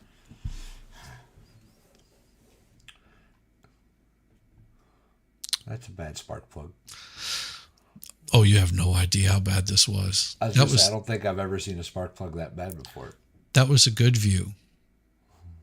Because as soon as you turn the spark plug upside down, everything in the middle of it would fall down and hit the contact point. Oh, wow. Yeah. That was on Odyssey. What the hell? That's a rat. That's what it looks like. It doesn't look like a happy rat. He's stiff. This is what that rat did. That's the inside of a 2019 Odyssey that had... That's so insanely complicated. 400 miles on it. And you know why this one was stripped out like this and gutted? A short somewhere? Yeah. Tail light. A reverse light. A reverse light wouldn't work on one side. That's so insanely complicated. For what reason? Why is there that many wires running around? Now, just take this into consideration.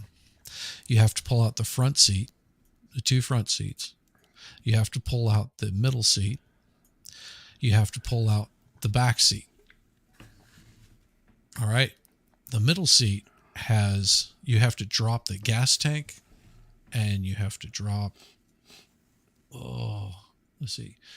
You have to drop the gas tank and the exhaust system To low pull out enough. the middle seats? Yes, because there's this big metal frame that holds it all together. And that big metal frame is bolted in through all of this. This is the back ventilation, these little plastic tubes. So that's where your AC vents blow in the back. So there's this metal frame that sits over the top of it, and you have to unbolt it. You can see one hole right there, one hole right there. There's another one over here, and then one right there. And your gas tank sits right over the back part of it here. And then your exhaust runs along this side on the underside of the car. And you have to drop those down to actually get those 8 bolts out. That's absolutely asinine. And and then you have to drop the headliner. As you can see, I've got the headliner drop because you have to disconnect the airbags, and all of this stuff is wired up through it and into the airbags, the curtain airbags. So you have to pull all of that out. That's so complicated, bro. Yeah, that was what I did. Yep, that's the whole wiring harness.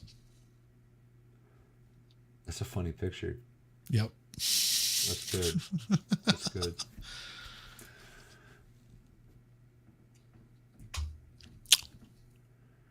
You won't understand what this is either. Something fell in there and snapped off a bunch of blades. Nope. No? What happened? So there's this little thing that people buy that sits inside of your air filter or inside of your throttle body. And all it does is really just make a lot of noise. It's supposed to increase the airflow or something like that, which it doesn't.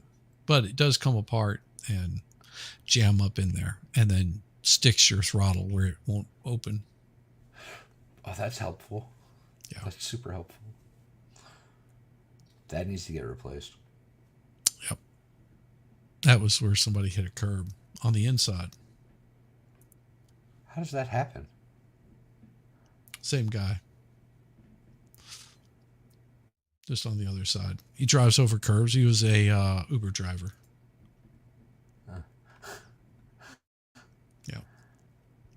That was not uncommon to get Uber drivers bringing in their cars to have them repaired, but Honda changed their warranty, so they're not covered if someone's using it for that kind of purpose. Commercial purposes. Yep. It voids out the warranty, like done. That makes sense. I can understand that. And you could always tell whenever it was an Uber car, because if it's like 6 months old and has close to 50 or 60,000 miles on it, you're going, yeah. Yeah.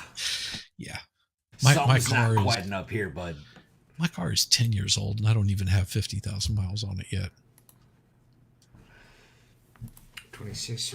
I can't say the same. Yeah. I think my car is 7 years old. It's got just shy of 100,000 on it. Yeah, but you're I having bought to it drive used. into town. I bought it used. I didn't put most of them on there. Yeah, see, I bought mine new. Yeah. All right, Leanie, you have a good one. Leanie's out of here also.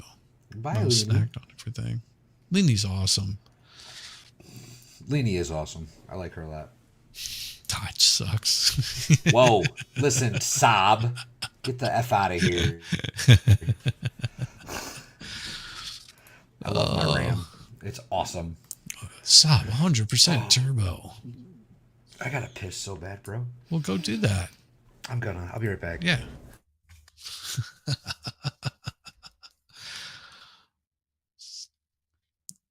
Woman driver. Was that a woman driver? No, it was a male. It was a male on that car. You guys are awesome. Really hanging out, hanging out with Valhalla and I, because Valhalla is pretty damn cool. In case you guys haven't noticed, he's very interesting. He's got a really cool story, and as soon as we get his channel where he'll start streaming, he'll probably tell you his story. It's a good one. It's a good one. I think you'll find it very interesting. I'll show you. I'll show you a really cool picture here. Hey, Danielle. Hey, Danielle. Yes, How you doing, Valhalla's a babe? great guy. I'm There here. you go. I don't know if I'm England No. or Germany, Look. Europe somewhere. No, what does that say? San Pedro. Yep. This is in Belize. Okay. So, wife and I. You Yeah, that's scuba? Yep. Oh, you bastard. That's my one, like, the biggest regret from being in Hawaii is that I didn't get certified. Why don't you get certified? You can still do it. I don't know if you know this or not, but there's not a whole lot of ocean in East Tennessee. It's not real close or anything. You can still get certified. I could, obviously. You don't have to have ocean to scuba. Well, it helps for the things that I want to look at. Well, freshwater, you can do freshwater dives. There's actually a lake out here that's got some really interesting stuff going on. Hmm. I should do a show on it sometime. You should. I should. Yeah. So, wife and I went to Belize, dove, and played with sharks. That's about I don't know, 12-foot shark, nurse shark. Is it really? Yeah. Wow, he doesn't look anywhere near that big. Yeah. Yeah, I've got video. I actually played it one night. Video of me hanging with with our guide, and he's sitting there fucking with this nurse shark. And I pan the camera up, and there's a tiger shark swimming up above. Yeah, those you got to be a little more scared of. Yeah, yeah. It was Nurse chill. sharks, I mean, like, we saw all kinds of different sharks, and I think we saw one barracuda, a couple of eels, you know. But I used to go snorkeling a lot in Hawaii, and I've always had aquariums and big saltwater aquariums, and I've actually owned two sharks at different times. you should totally do some diving then. I would love it. The ocean is my happy place. Like the woods now. The woods Yeah. kind of took over, but yeah. Yeah. Yeah, ocean is where I enjoy a lot of my time. I miss the ocean. That was yeah. After living in Hawaii for a few years, I got a little spoiled with the So, the so were beach you being married out. whenever you were in the military? No, no, no, no. Wasn't until after. Yeah, yeah. We got married in 17, so I've been married for 6 years, almost 7 years. Gosh, she just asked me for a link too. She's probably watching this. I love you, baby. 6 or 7 years. Yeah, see, I have a hard time with that also. 15? Six. I think I'm going on 15. Yeah, 15 this year. Maybe we're I'm just sticking about to by hit it. 6. I think this summer is 6 years. I think. Well, my wife was so accommodating for me to remember our anniversary. Got married 5 days after my birthday. Oh, I know exactly when our anniversary is. I just can't math. That's all. Well, my wife, she planned it out. She was just like, we're going to make this easy so you never forget an anniversary. Good call. Good call. I was like, oh, come on. Valhalla was his CO's bitch. Oh, that's harsh. You know what though? Honestly, You always my, are. well, yeah, everybody is. But my first sergeant was he was an interesting dude. He was wild. He was real wild. He took over one of the janitor closets in the barracks and like Okay. made us clean it all out, right? And he set up like a room in there so he could play video games all day. He was fucking wild, man. I bought a guitar and I was going to take it to Iraq with me to learn how to play. And he was like, "Man, you can't bring that with you. There's no room. You don't have room to bring that." And I was like, "Okay, First Sergeant, that sucks, but all right." And then we get there, right? And we're in Kuwait, and he goes, "Hey, where's?" I almost said my last name. I almost did it. Where's He Private goes, Bonehead? Yeah. He goes, "Hey, where's your guitar?" I was like, "You told me I couldn't bring it." He was like, I was just fucking with you." I was like, "You motherfucker, dude." Oh, I was so mad. I was so mad. He was like bipolar or something. I don't know what his problem was. He was like the coolest dude on the planet one day, and then like the biggest dick in the entire world like 3 hours later. We had a drill instructor that was he was the first sergeant in charge of. Was he a first sergeant? Was he a staff sergeant? No, he was first sergeant. He got busted down to private. Ooh. Yeah. because what he was doing is he was setting all of the female students and saying he would give them offline, off post passes. They'd just have to meet up with them. Interesting. 7 counts. Holy shit. 7 counts on his ass. And they marched his ass out and stripped him of his rank right there in front of the whole battalion. Good. I was like, wow, military does not play at all. That's why whenever I hear people go, oh yeah, there's all kinds of sexist misogyny. Yeah, no, they don't play. No, I had to take sexual harassment classes, like seminars in the infantry. There was no women anywhere near us. Like, we didn't see women on a daily basis, and we still had to take the stupid courses. Yeah. 100% they tried, unit. We still had to take it. They tried doing that at my old job. That was like when I was getting out. I was like, okay, this makes a lot of sense. Yeah. I'm out of here. Yeah. They tried doing those social equity training seminar bullshit. And me and another guy would show up, and he would just, every other word out of his mouth was the N-word. Every other word. Yikes. And I just sit there and laugh my ass off, and because I knew they would kick me out of there.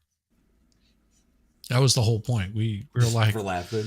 Yeah, because we weren't making any money. If we were sitting in this training seminar that they was, it was required. You do it for 2 hours. He would just go in there and he would just, you want to hear some shit, that people go, oh, well, Andrew Tate is misogynistic. No, just imagine some guy sitting there having to take this shit, and every word that comes out of their mouth, his response to it is calling him a cunt, a twat. He is just going off left and right.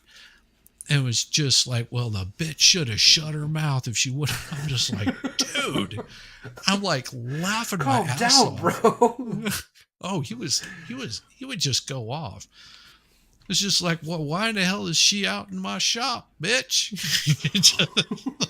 Like, woman don't need to be out in my shop. We're out there working. I don't need some woman come out there shaking her ass in my face. She shakes her ass in my face, she's going to get it slapped. What do you expect? They were finally just like, could you please not let this guy come in? His name is David. I won't give away his last name. It's like, please do not let David come in to these things. Because, they would start going off on color. And he was like, man, I spent 5 years in prison. Shocking. Yeah. I was like, and the stories that he would tell, I was like, dude, I don't know. I didn't go to prison, but I'm taking your word for it. Let's put it this way. He did not have a kind thing to say about anybody that wasn't white. I'm sure. I'm like, ooh, dude, I don't want to be around you because you scare the shit out of me. Dude, there was one guy, we had one guy, and he was cool. He was super cool, right? But he had, was it on his chest or his back? I don't remember if it was on his chest or his back, but he had 88, about this big, Jesus, on his body, right? And if for those that don't know, 8 is the 8th, or H is the 8th letter of the alphabet, right? So HH is kind of the thing, right? So the second I saw it, I was like, "What's that about, bro?"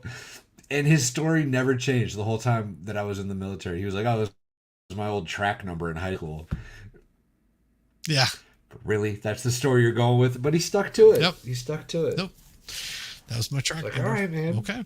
All right, buddy. Yep. We'll go with that. Oh, I mean, he was cool. I never heard him say anything crazy or. Yeah, most people that are like that are not going to, it's if they are, they're just plain stupid. They're looking to cause problems. We had one dude from Texas that he was so dumb. He'd flat out be like, "Oh yeah, I'm racist as shit. I'm super racist, blah blah blah blah blah," and then we'd go out for the night and our black buddies would be there and he wouldn't have a problem the whole time. You know what I Oh mean? Like, no, you're not racist, bro. You just grew up in a racist environment. That's exactly. all it is. You have ideology that you should be racist for some fucking stupid reason. It's so dumb. It's so dumb, bro. It is. It is. And that was one of the Racism's so first things stupid. that was one of the first things that the military drilled into your sorry fucking head. The day that Everybody's you step green out, here. everybody's green here. What? You think you're a mechanic? Oh, you're infantry? You're not shit. You're lower than fucking dirt. You are all fucking green. You're not black. You're not white. You're not Asian. It does not fucking matter if you're male or female. You're all fucking green. You're all pieces of shit. You're the lowest of the low. You're never going to amount Everybody. to anything. And that was just nonstop for 8 weeks. Or 13, I think, in infantry's case. Yeah, infantry would be probably 13. I think Yeah. it was 13. Might have been 14. I don't remember. It was a long time ago, yo. It was it's one of those where it's like that was the life you lived in these these guys in the civilian world don't quite understand. They see something on TV Right. and they're like, oh, that just sounds so rough. I was like, oh no, that's only half of it. Y'all That's have only no idea. no, you can't. No, You there's can't. no way. You can't. Like and that was one of the things that I wanted to show because I was like, this was something that I thought was hilarious. Because I always forget about this. 6 weird military habits that stick with you long after you leave the service. And what it says is the bug out bag in your trunk. It's not a big deal. Basically, you're ready to be deployed somewhere at a moment's notice, even though you don't need to be. Luckily, the only people who see it inside your trunk are probably also in your closet will know about this one. But lo and behold, you're prepared in almost any eventuality, no matter what happens, house fire, all set, earthquake, zombie apocalypse, everything. Here's one. Shouting in the passenger seat. Does the driver of your vehicle riding shotgun in need to know if he or she is clear on the left or right? That doesn't matter because you're going to tell them and probably do it a little louder than your indoor voice. If for some reason Oh, there's some Mrs. kind Valhalla hates me. of Mrs. Valhalla hates me when she drives. yes, Why are you so close to the curb? clear right. That's exactly it. Clear Yep. my way. Yep. Relax, dog. Stop it. Extra points if you feel the need to fill up at half a tank and or check the pressure of every tire, including the spare. Staring at everyone's shoes. I didn't have that problem. Sure, if you've interviewed, No. but yeah, I didn't either. I didn't really worry about shoes. Now, if you're coming out of basic, maybe Oh my God, stop. maybe if you're coming out of basic because you're always wanting to keep them like shiny, but Looking down, maybe. eating too fast. No, it's still do just that. looking for shine shoes. Yeah, eating too fast. Yeah, I still do that. yeah. How does it taste? We may never know. Vendors could eat an entire Thanksgiving dinner before a Lions Packer commercial break. Yeah, my wife, it still frustrates her. Like she'll get ill because our first date, sit down, eat dinner, and I'm ready to go. She's like, I was like, fuck, I'm so bad at this. It Yeah. comes in handy sometimes, though. Yeah. You know, if you got like a 5-10 minute break period where you need to cram some food in, you can get quite a bit down, y'all. So is this true for you, carrying everything in your left hand? I never had this problem. I don't think so. It might be. I don't know. I'll have to pay attention. How are you for supposed the to next salute whenever your right hand is full? You don't. If your right hand is full, you don't salute. And they say that when you're out of the military, it's so ingrained in your muscle memory, you'll carry a whole week's worth of grocery in one hand while your right hand is completely free. How are you supposed to salute when your right hand is full? The answer is that your right hand should always be empty. That's not true. No, that's not Now, where if I you're thought they were fresh out going. of basic, maybe I could see that, Yeah, but I didn't. I thought what they were gonna say is because your right hand always had your weapon, so like yeah, that's what I was the thinking too. reaction was to grab whatever you had to with your left hand, but for the saluting purpose, no, that didn't No, stick. no, because they would an officer would never force you to salute if you're carrying things in both hands, especially if you've got heavy Right. equipment. Yeah, Yeah, that's most of them wouldn't and if anyway. you're You out in don't the get field, you those better not second fucking lieutenants. salute them. That's If the you're out in the truth of the field and story. you're saluting an officer, man, you're the one that Don't do needs to that, get the y'all. fucking bullet. Yeah, don't do that. Oof. Moving with a sense of purpose, yes, Yeah, yeah. that doesn't go Especially away. in public. Especially in public. Like if I'm at home or on my property, like it's But if I'm around other people and it's like, okay, I got to go into the store for this thing, like that's mission oriented. Yes. I'm going to get the thing, and then I'm going to get back home. That's what I'm doing. Yep.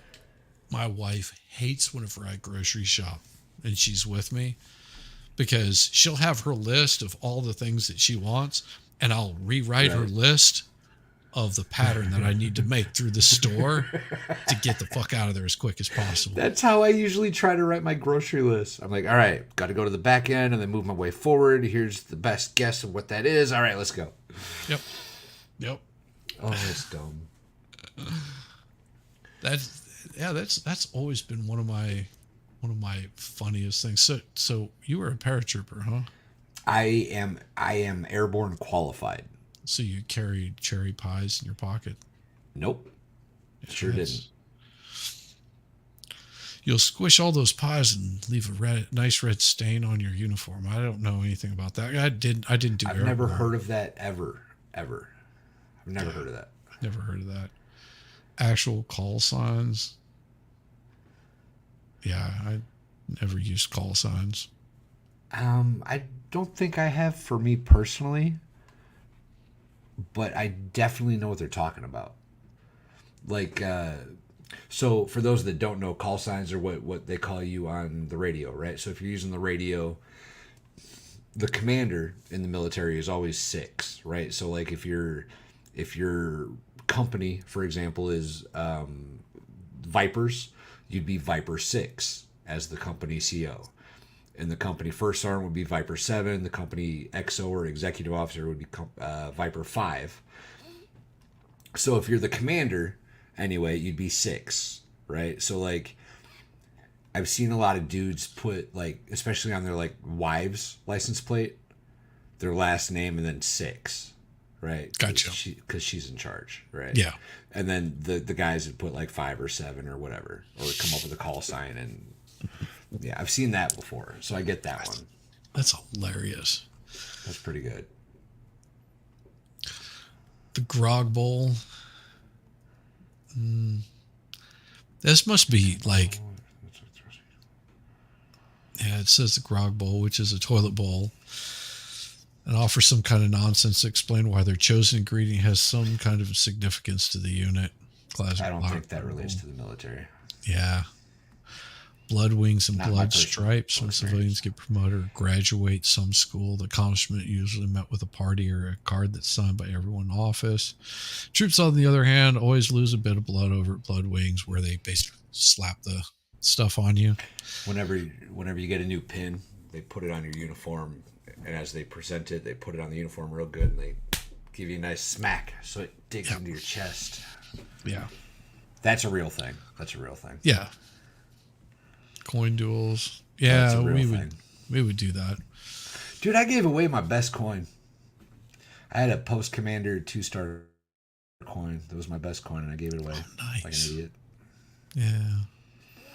Stash contest. You know what I got it for? What?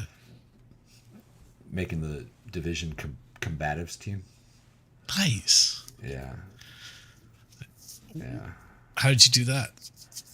I was pretty good at combatives, and there was a big division-wide tournament, and I entered as a heavyweight, and I was like, it was like 205 and up, right? And I think I weighed like 208 or something, and I was like, I'm not cutting weight. I'm fine. I'll do it. And I ended up taking third in heavyweight, but I was light enough that I could replace like heavyweight, light heavyweight, and then the 85 or 89 weight class. So I got Yeah. on the team as an alternate because I could cover the pretty much the whole top third of the weight classes. It's pretty awesome. It was a good time. Wow. Yeah, I don't know anything about this. West Point Pillow Battle Royale. Don't know. Blasting up the Lieutenant's Patrol cap. I don't know. Using a blasting cap. Okay. Wasn't an officer. I don't know nothing about that. The sword butt taps at weddings. No. Didn't have a sword. Don't know nothing about that. Court of Court of Neptune. Oh well, yeah. Oh, That Navy? yeah. Well, my grandfather told me about this. Oh, really? This is a Yeah. thing? Yeah. Oh, let me hear about it. Okay, so as you cross the, I can't remember the name of the border. They'll probably say it here. At a certain point on the globe, all sailors have gone to be initiated as an unofficial fraternity of sailors who've been there before. The most famous example of these ceremonies is the moment the vessel crosses the equator. That's what it is. At any point in the world. So as soon as you cross the equator, they conduct the Court of Neptune. They actually prepare for this in advance. I'm sure. It's a major thing. It's officially called crossing the line ceremony, but sailors have known it as the Court of Neptune. The uninitiated, known as sliming pollywogs, must bow before King Neptune as portrayed by the ship's captain and entertain his queen, Davy Jones, the royal baby, and its dignitaries portrayed by other high-ranking members of the crew with a talent show. Regardless of how the young sailors perform, they are found guilty of being pollywogs and must answer for their crimes. They're punished by eating extremely spicy or disgusting breakfast and are forced to kiss the royal baby's greased, breezy belly. Only then can they have their slimy pollywogness washed in seawater to finally become trusty shellbacks. So basically, what they'll do is they have them do things like crab walk across the deck, and they cover it with like grease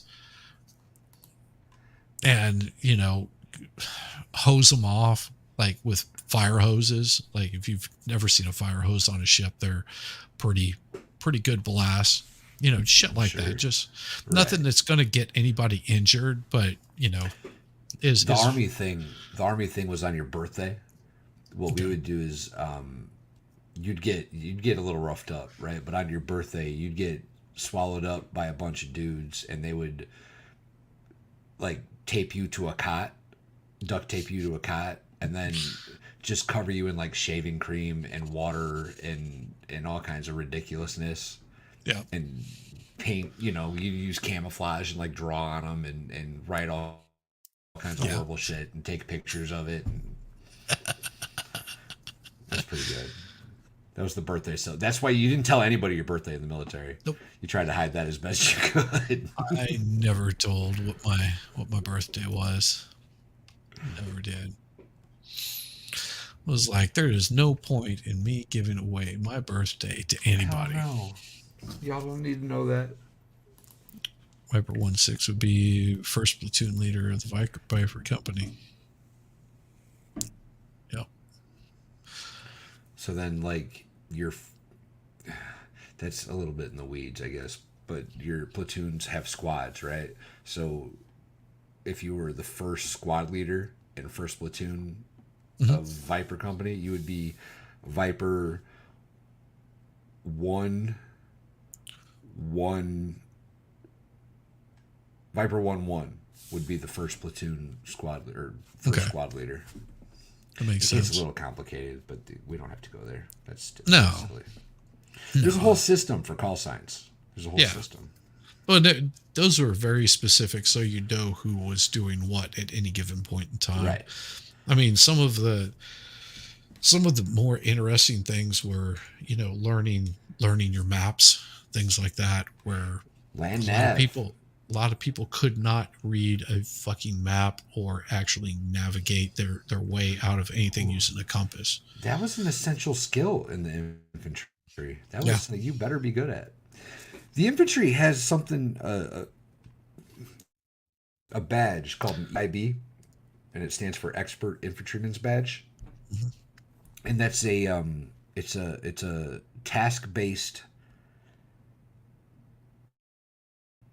award that you earn once in your career, and then you get the badge, and it's a big deal, right? Like getting your EIB is pretty impressive. There's something like half a dozen pre quals that you have to meet, like mostly physical based, and then you have to go to this 3 day test where you do something like 2 tasks that are all infantry related, and you have to to meet the standards and pass these tests. You can fail, I think, one time and still get it, or possibly twice. I don't recall exactly, but if you failed twice on the same thing, you were done. Yeah. I think you could fail once on 2 different events and still get it.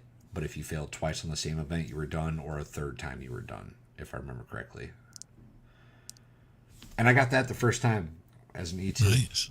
Nice. So then after you get it, they do it once a year, and after you get it, then you're an instructor. So I was an E2 instructor for EIB with, E6s coming through that hadn't got it yet. And what rank did you get out at? E4. E4? E4. Yeah. Yeah. They were trying to send me to the board, like, the whole, like, last year and a half I was in to get my E5. Yeah. Which is sergeant. Yes. And I I realized they were starting to hold it over my head, right?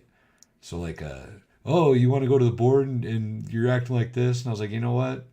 I'm done. I'm done. Yeah. Y'all kept me in 18 months too long, past my original date. You ain't gonna. I'm just done. They could not promote me to E5. See, I went in as a E1, no rank, no nothing. I think mosquito wings, and then I made E2, E2. Okay, so E1 yeah, doesn't have any color. yeah. So I went in with nothing. Ba- hell, halfway through basic, I was E1 or E2, and out of whenever I was in schooling, I got my PFC. So once I finished my PFC, I got to my station, and I was immediately promoted to a Spec 4. They had eliminated corporal like 6 months prior, or else I would have been a corporal. For your rank or your Yeah, MOS. yeah, it's E4. Corporal is E4. But Yeah, they changed it. They changed it over and got rid of it and just called it specialist. And they're still once corporals.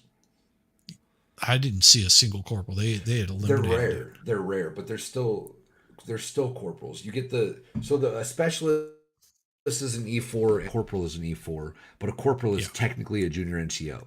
A specialist is Okay. a senior soldier, right? So Yep. there's like a responsibility thing between specialist and corporal, but the pay is the exact same.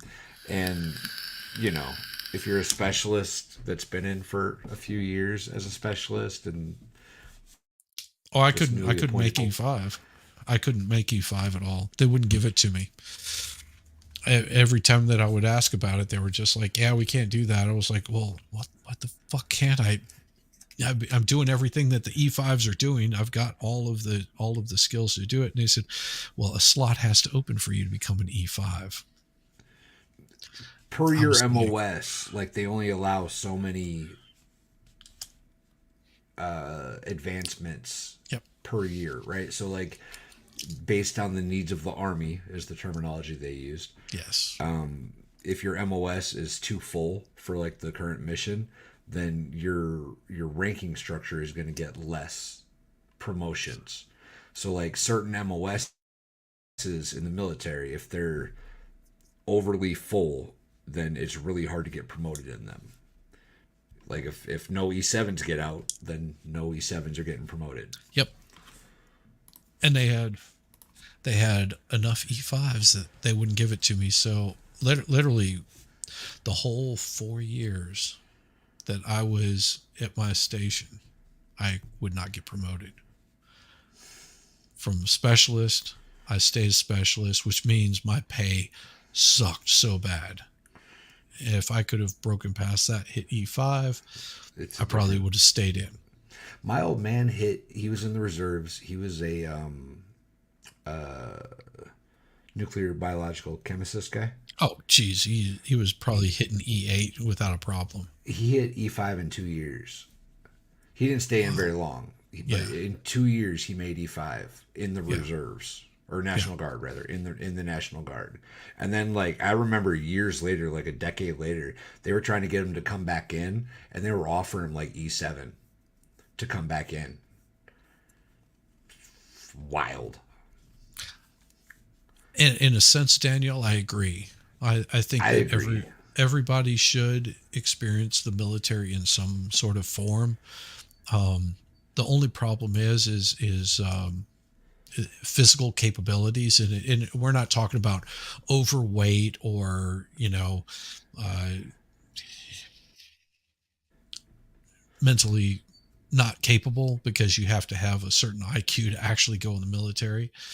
It's required. They don't want somebody that doesn't have the mental capability to be able to follow orders of that and that kind of thing. So whereas I agree, I think it's a good thing for everyone to do military. There are physical impediments that people have, and what is it, a Section 8 that they get, where they basically get injured because of prior unknowns. Like we had two guys get out because of broken, bad spinal injuries. Previous Yeah, before they ever injuries went in before the that, yeah. military.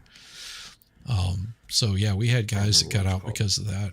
Um, you know, I will I will say this. I think that if and I'm not sure this is a good idea, I guess, but I do believe that if military service was mandatory, I don't think PTSD would be a thing.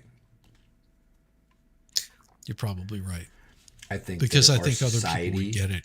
right, if our society like understood what was going on, then the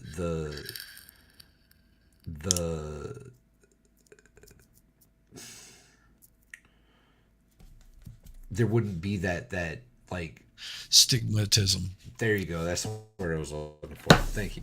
The stigmatism wouldn't exist. Like if like if you look at the Spartans, right? Everybody in the Spartans were soldiers. Everybody in the Spartans were Spartans. So like everybody knew what was going on, and that was part of life, and that was societal norms. Well, and I would like to see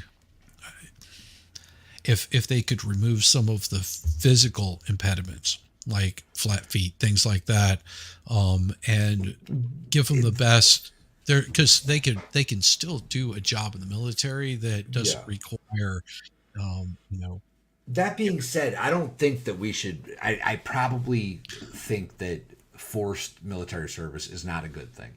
I don't no, think that that's it's. I don't know that it's a good thing. no, Also, lowering the standard for anybody it's isn't a not good good. thing. No, No. no. So I see the benefit of having a volunteer force of top-notch soldiers, which I'm not sure that we have anymore. I don't really know. I don't It know doesn't either. seem that way.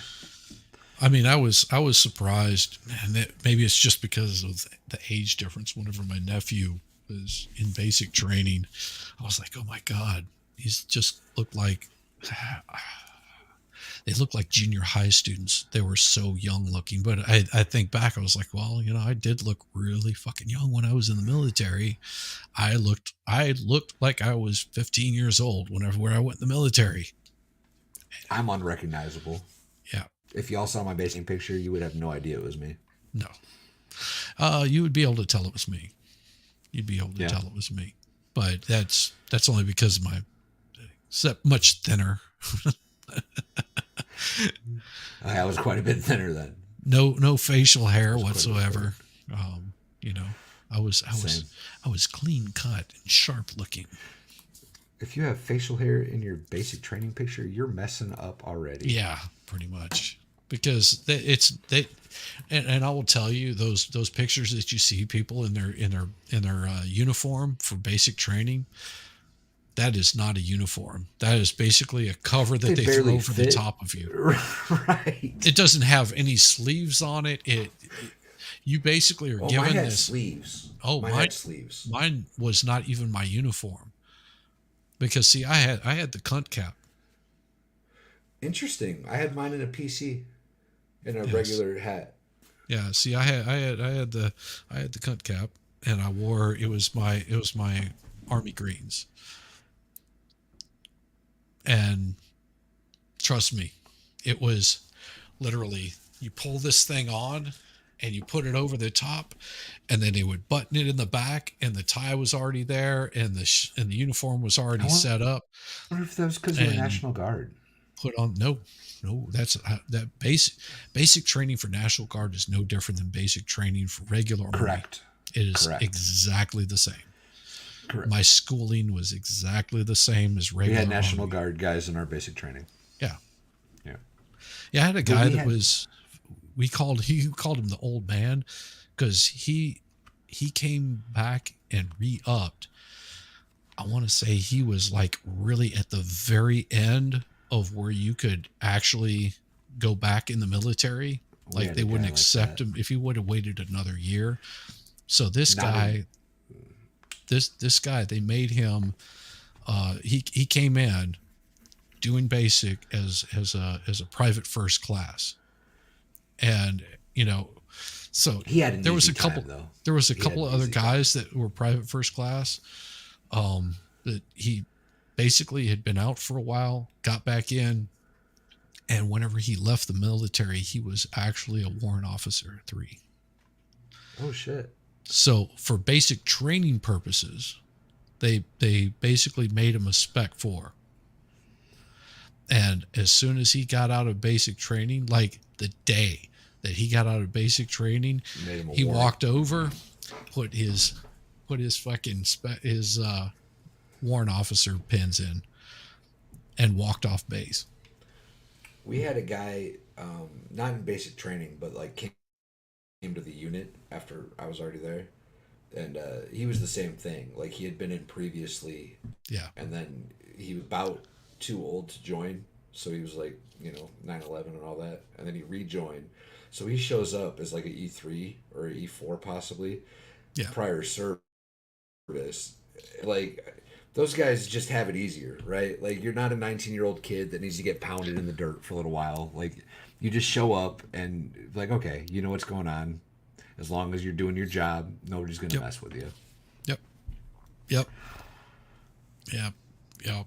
I was in my basic training. I had 2 ex-pro football players.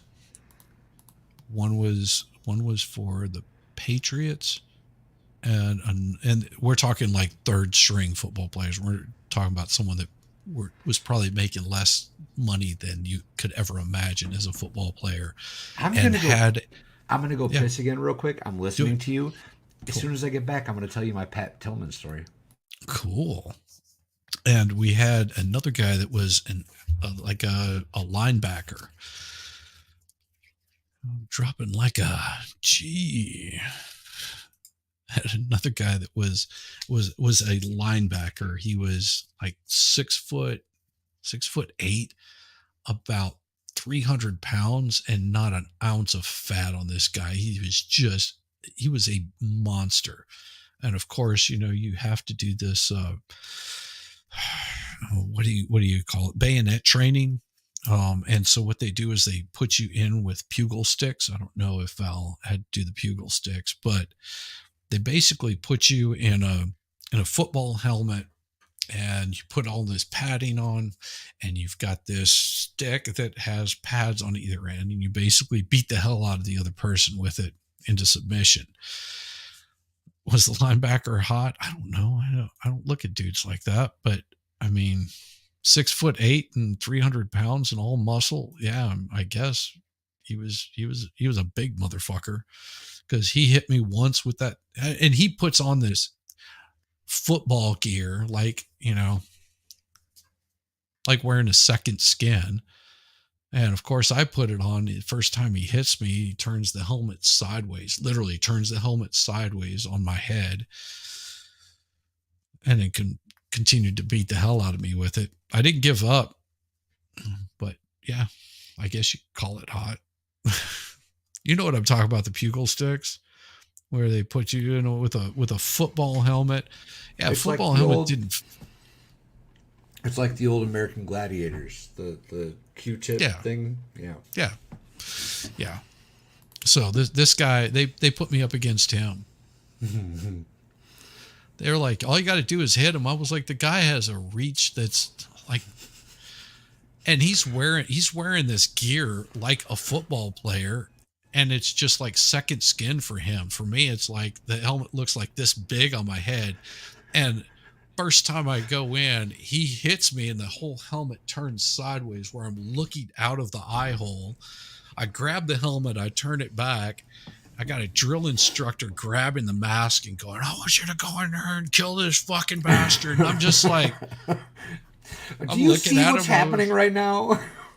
and at that point, Jesus Christ, I wasn't even five. I was probably about 5'6", somewhere around in there. I was short. Oh, you're a little dude. That hadn't even finished growing. I'm 6 foot now. I hadn't even hit my growth spurt. Oh, you went to basic training like at 16 or something though, right? 15, yeah. 15? I enlisted at 15 and started basic training at 16. How did you do that? When I signed up, you had to be... I broke my leg. Parent signature. When I enlisted, you had to be 18 or 17 with a parent signature. I don't think they took you less than 17 when I went in. Yeah, I could. I got parent signature on that. I was 17. I got parent signature. Plus, I passed all the tests, every single one of them, like with flying colors. They were just like, what MS do you want? I was like, I don't know. What one has the longest amount of training? Because they wouldn't let me go full. They said I could only go National Guard because of my age. I got out at 19 and then went on tour. No. Enlisted in 1925. No. 1984 is when I enlisted. That was the year I was born. Yeah. Yeah.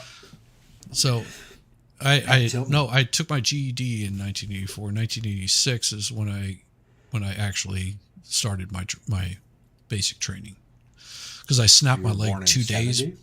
I was born 69. 71? 69. Yeah. So you were 17. No. 79 to 86? 79 to 80. No, it was 8. Oh, fuck. That sounds like 17 years to me, Because I got out in 1990. 1990 was my last year. Okay. So yeah. So my Pat Tillman story? Pat Tillman, yes, tell me. You're familiar with who Pat Tillman is? Yes, I'm assuming. Okay.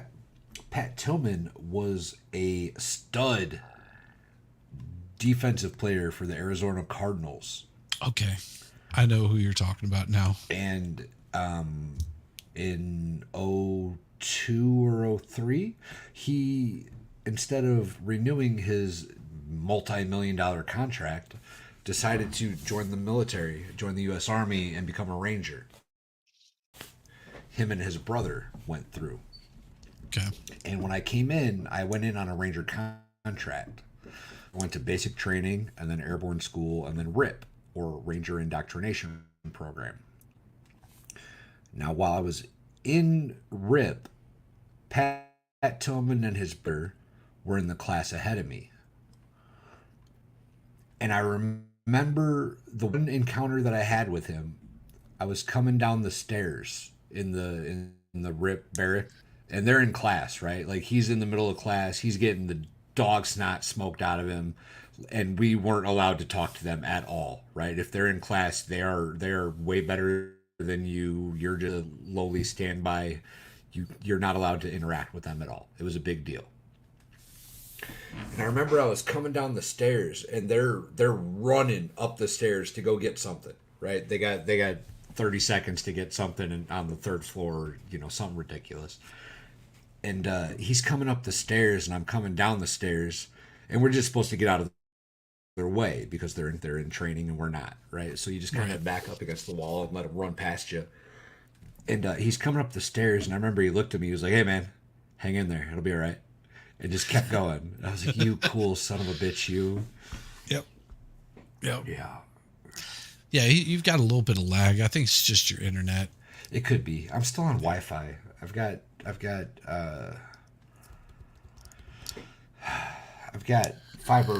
fiber, but I don't have it hardlined into the computer. I So need to. you don't have any sort of router or anything like that you can No, I've got a hardline it to? router and I've got fiber optic. I think a gig. My internet's awesome. I just need a cat cable going from my router to my computer. That's what How I far need. away is it? Um, 2 rooms over, the front Two room rooms. and then the bedroom. There's Probably. what you want to if you're going to do something like that, don't run a cable through your house. Bad idea, especially if you have animals Yeah. or somebody that might be a little bit clumsy. I guarantee it, they will rip that thing out of the fucking wall and right in the middle of doing something. Well, I ran What one. Go ahead. Go ahead. what you do is you run them through the wall Yeah. and have your jacks right there on the wall. It's so much easier because you can just reach over, plug it in right to your computer, and you've got the cables running throughout the house. I ran one cable from my modem to my PlayStation, I think, in the front room, and that one runs straight up to the ceiling, across the ceiling, and then down to the PlayStation. It's not Yeah, ideal, but it works. it works. Yeah, yeah. I actually set up a whole bunch of crap like that for people when I worked for Geek Squad. Nice. That was a blast. I still have the badge around here somewhere From Geek Squad. from Geek Squad. Yeah, it's actually it's actually a police badge too, made by the same people. See if I can That's interesting. let's see. I've got this box over here that has all kinds of shit in it.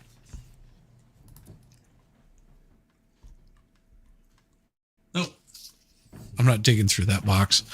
No, Not worth it.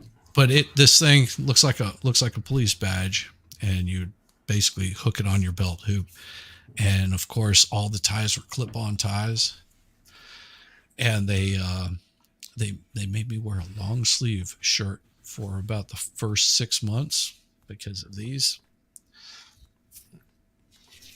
So actually, this is the newest tattoo. This used to actually be a naked woman from about here to here. So this is a cover up, and that was one of the reasons why they had me wear that. Yeah, That one was supposed to be naked. I made him put a bikini top on her. yeah. Mine wasn't. Mine would look like a really bad prison tattoo. Like, I don't think any of mine look like prison tats, but they might. eh, no, they don't. Mine looked bad. Mine looked really bad. It was horrible, and I didn't mind wearing long sleeve shirts. It was no big deal. But then the one of the head people came into the store and saw that I was wearing a long sleeve shirt and was like, "Yeah, you need to be wearing short sleeve shirts all times, all the Good. time. Doesn't matter about the tattoos. We don't care. That's Good. the uniform, short sleeve shirts." But yeah, I worked for Geek. I've had jobs where I had to cover up tattoos. It wasn't fun. No, no, that was one good thing about working at Honda. I didn't have to cover up any of my tattoos.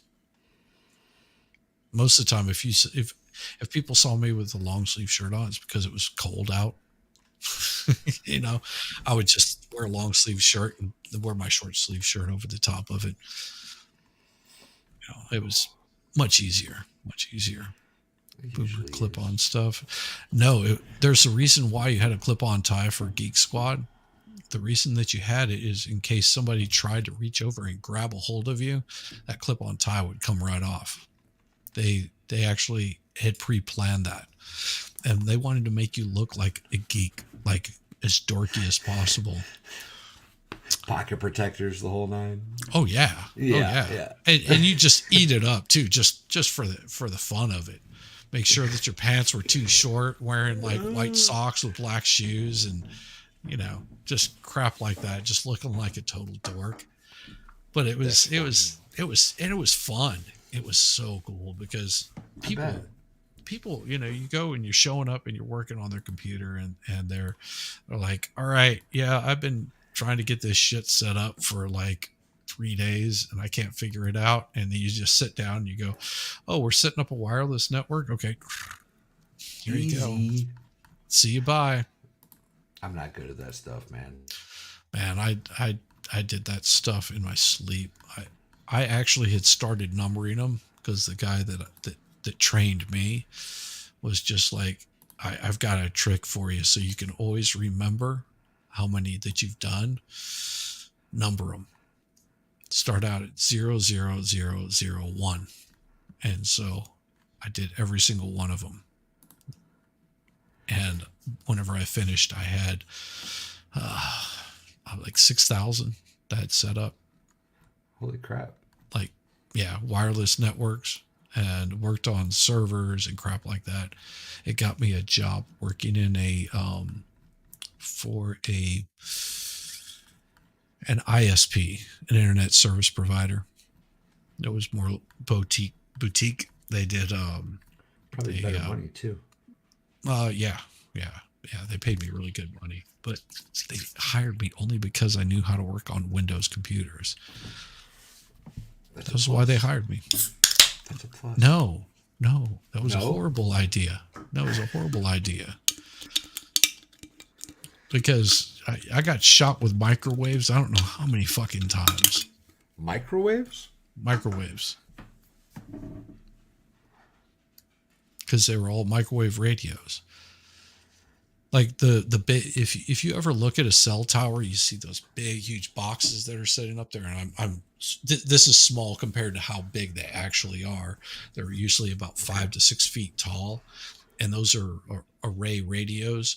And what they do is they fire out a microwave towards a fixed point that might be on another cell tower. And so it's basically taking and communicating wirelessly with each other using an IP address. Yeah. Like a Complicated whole shit. lot of unnecessary health nonsense. Who's that? Talk The- binary? Binary is easy. It's just on or off. It's like a light switch. 0110011001111. Yep. And each I one said of those. something. I don't know Yeah. what it was. Well, it's easy. It's easy to figure out binary because there's a converter for binary. So if you just type in something into the converter, it'll spell it out in binary. Yeah, just learn to code, yo. Just learn to code. Yeah. I learned to do HTML. I did not. Yeah, I learned did how not. to do HTML, so that was pretty cool. I designed a website using HTML. Interesting. That was pretty cool. So whenever the cursor would move across the screen, it would have this sniper scope that would move and like zoom in on it. That was pretty damn cool. That is pretty cool. Boring life? No. Oh. Leany. No life is boring. Trust me. I prefer boring. I really do. Boring is okay. Boring's not bad. Boring is good. I Got think my insides cooked. Yes, that's what it felt like with the microwaves. They're making weapons out of something along those lines now. That's not hard to do. Those micro. Well, yeah, no. They're using like crowd control. They're blasting people with microwaves so they get all hot and bothered and run Yeah. away. Yeah, Well, and- that's a new thing. That's terrifying, y'all. And you've seen the South Park episode where they talk about the brown note. Well, I don't watch a whole lot of TV there's a anymore. particular tone that you can hit with sound equipment. Oh, you can do it with a PA system if you've got a good PA system. You can you can Make people uh, shit themselves. make them shit themselves. You can also I make might have saw that women episode. you can make women orgasm. Oh, that vibrates well. That is a and it's basically hitting your lower tones where it just vibrates at a certain resonance, and yeah, you make women get off on it. Not all, Interesting. but it'll make women come. But there is Interesting. one that you can get people to crap themselves. Also interesting. It's not pleasant. Yeah, well, depends on which side of the rays you're on, I guess. Was Like if I blast you with these rays, it's gonna be more pleasant for me than it is for you. I'm gonna get a hell of a laugh out of it, bro. explain how microwaves work? I don't know. You're gonna have You to have ask somebody else on that one. Yeah, I couldn't tell you how microwaves work. No Sound idea. waves equal glorious. Yes, sound waves. Um, the we hired this guy out of Lawton, Oklahoma, as a sound man to basically run, and he was run sound. He was running Reba McIntyre's old sound system, and that was a massive amount of equipment. You don't even need half, 1/10 of what we had. He had the lighting system, he had the sound system, and man, we would put on a show. But you would roll into town, you would be unloading that shit. These like 200-pound cabinets, 20 of these motherfuckers off of a truck. Yeah. So, Lenny wants to know how long it took you to grow the beard. I don't know. I don't know. I usually get it trimmed every time I get a haircut, right? So like once a month probably. It'll get a little trim. Just on the ends. Yeah, just to kind of shape it and make it not look so homeless. That's what I tell the barbers. Just Yeah. make it look not so homeless. That's when I walk in, they're like, "What do you want to do?" I'm like, "Well, don't touch the dreads, just trim the sides, make the beard not look so homeless." That's a win in my book. So do you like the dreads or Yeah, yeah, obviously. I have them, right? I've had them for years now. yeah? Yeah, I've had them for years. They're pretty long. But I think I made them a little too thin. So No. they're kind of breaking a little. I think I needed to make some of them a little bit thicker to make them last. Do they smell? No, Then I you're wash my doing dreads all the fine. time. No, I'm I just don't saying. put anything in them either, by the No, way. no, because People I people people do the whole like you got to put wax in them or you got to do this to them. No, don't do any of that. Wash your the hair, only, y'all. the Wash only your hair. reason that they're doing that is because they didn't do the dreads right, or they made them too thick, and there's a problem with the really thick dreads where they get really funky inside because you Oh can't yeah. get them clean. If you start putting stuff in your dreads, like it's gonna get harder and harder to get out over time. I've never put anything in my hair other than shampoo and conditioner that are specialated to not have whatever that buildup layer is. Yeah, I look at that. Sound waves are orgasmic. Tweety would know. Yep. She's Tweety played with would know. those. She's played with those riot control weapons, guaranteed. Tweety's awesome. Have you ever heard Tweety? Yes, I have. I Yeah. have. Yeah, I'm trying to think it was on the expert could have where been. I Not might sure. have been. Yeah. Tweety's pretty awesome. Not gonna do the Santa beard. She's a fed, but she's cool. You're so bad. She's not bad. She's not a Fed. I deny that. Of course, you would French deny that as a Fed. Exactly. So, The girl knows buddy of too many mine, languages. She's like an Olympic athlete. She apparently loves sob. She's a Fed. She yeah, glows in the dark. 100%. yes, 100%. 100%. My my buddy that I was telling you about that works for Whistlepig was in Navy intelligence.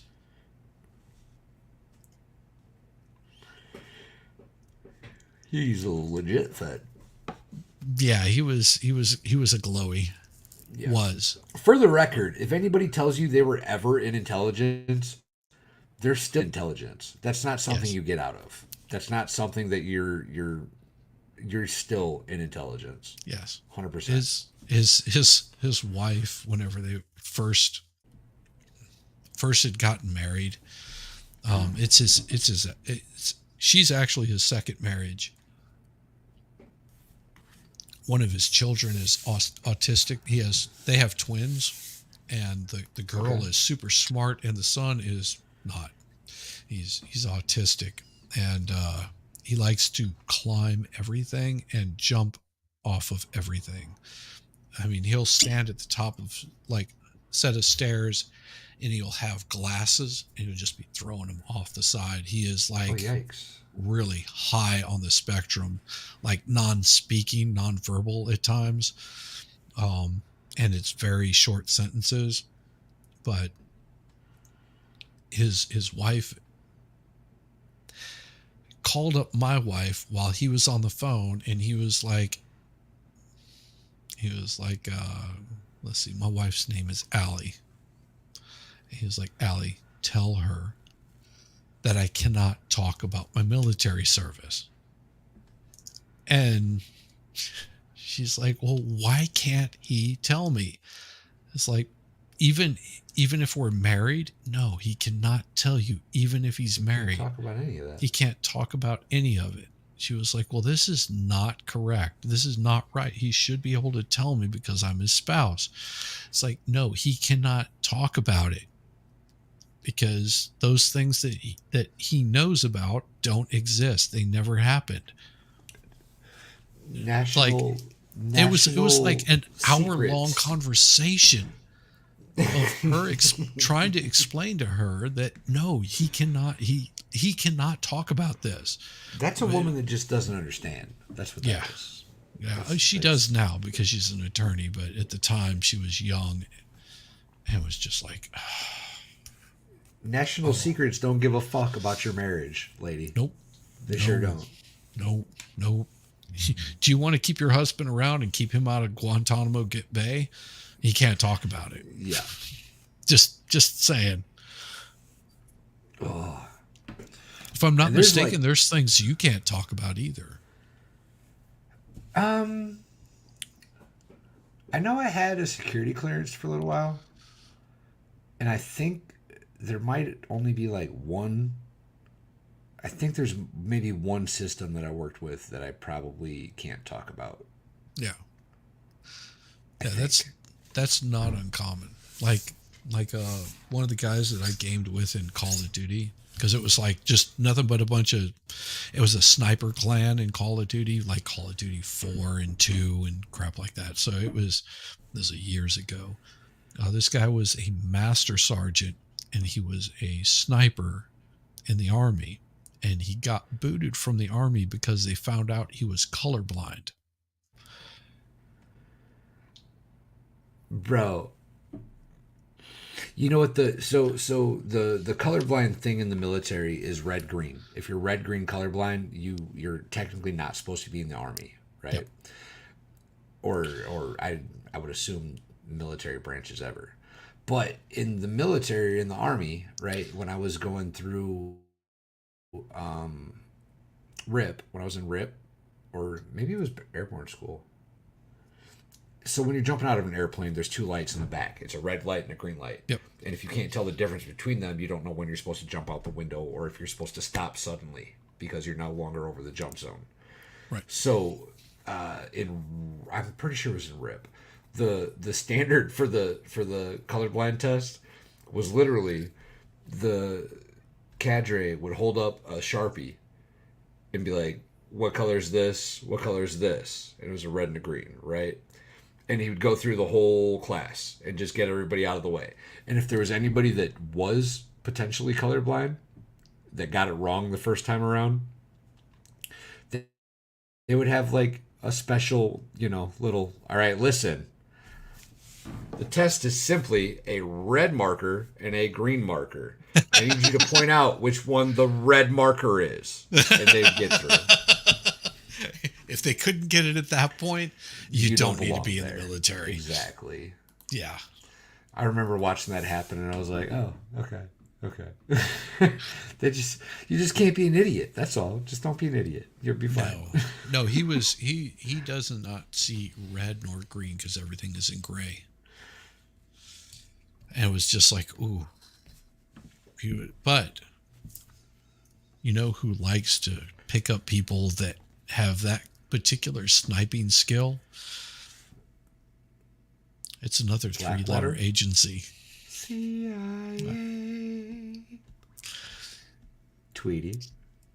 Yeah. So he got out of the army as a master sergeant, and he had a few confirms, and so he got hired up by the little CIA blowies and worked for them for quite some time. But he also kept in contact with some of his old army buddies, and, and thus never a glowy. But he was we were in a game, and because I think at the time we were using TeamSpeak. Yeah, I think it was TeamSpeak or Ventrilo, one of those two. And this guy came on, and he was getting rip roaring drunk, and he was talking about a couple of like sensitive things about the military. And this guy pulls him, because he had moderator control, pulls him into a private room and starts talking with him, and was in there for probably 45 minutes. We're just, off playing and stuff. And he comes back, and he was just like, all right, if you see this, I don't remember what the guy's name was, but if you see this guy in here, it's like, let him in. But if he starts drinking, make sure that you kick him out, because he seriously cannot keep his mouth shut about military operations that he's been in, and this shit's going to get him killed. So please, if he comes in, kick him out. And somebody asked him, said, well, how do you know about these military operations? He goes, because he was the commanding officer in these military operations that I was working whenever I was in the CIA. He goes, I know the guy personally. So he's a cool guy. Just he tends to drink a little bit too much. So boot him out if he comes in and he's been drinking. It's like, holy shit. Yeah. Yikes. Yeah. And he's this guy actually lives in my neck of the woods, or your neck of the woods, actually closer. Yeah. Yeah.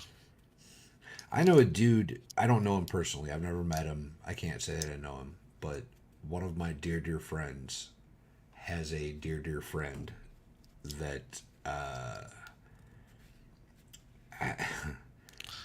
I don't know exactly what he's done, but I do know that dude is fucked up now and completely disabled, and yeah, I have suspicions that he was likely a test pilot for some really interesting.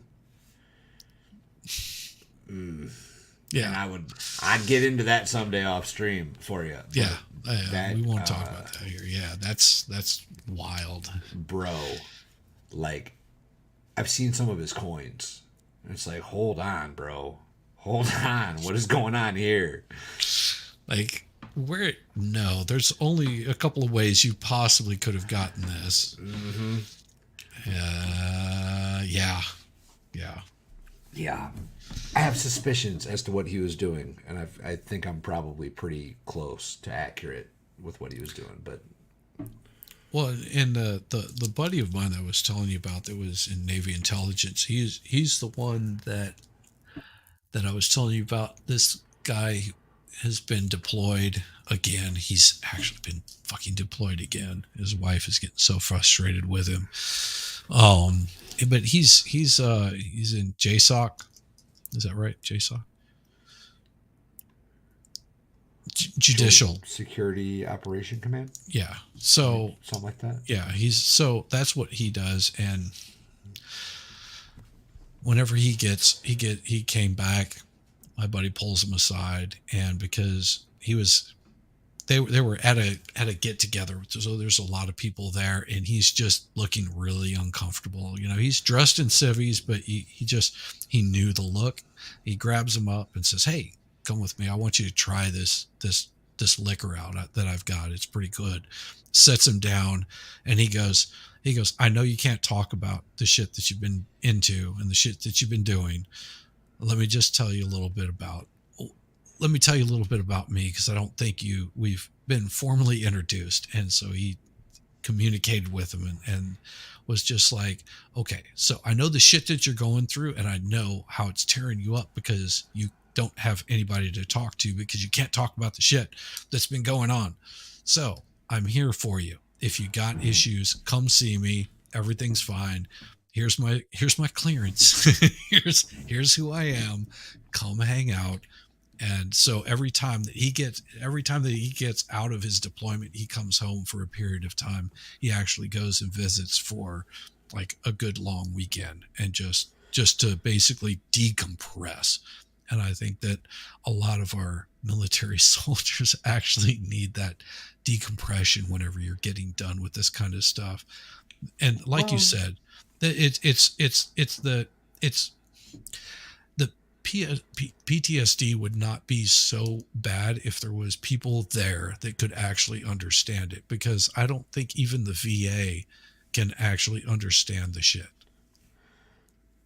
because they've never been in that situation. I think let me expand on my previous thought there, because I don't think you repeated exactly what I was trying to get across. No, say it. Okay, so it's not that people don't understand it and more people would if they had it. That's not what I was trying to say. I think part of the stigma with PTSD is that it makes you so different than everybody else. The Right. things that I've done, for example, are something that I don't wish any of you ever have to deal with. And that's not, and that's, but what I'm saying is the fact that vets have done these things, they are so drastically different than the normal population of the United States. I think Right. that's what makes PTSD a thing. Right. And like, I understand what you're I'm an saying. The idiot, y'all. PTSD Don't is listen to not me. going to This go is away, but you don't have anybody that can actually understand it in the normal population.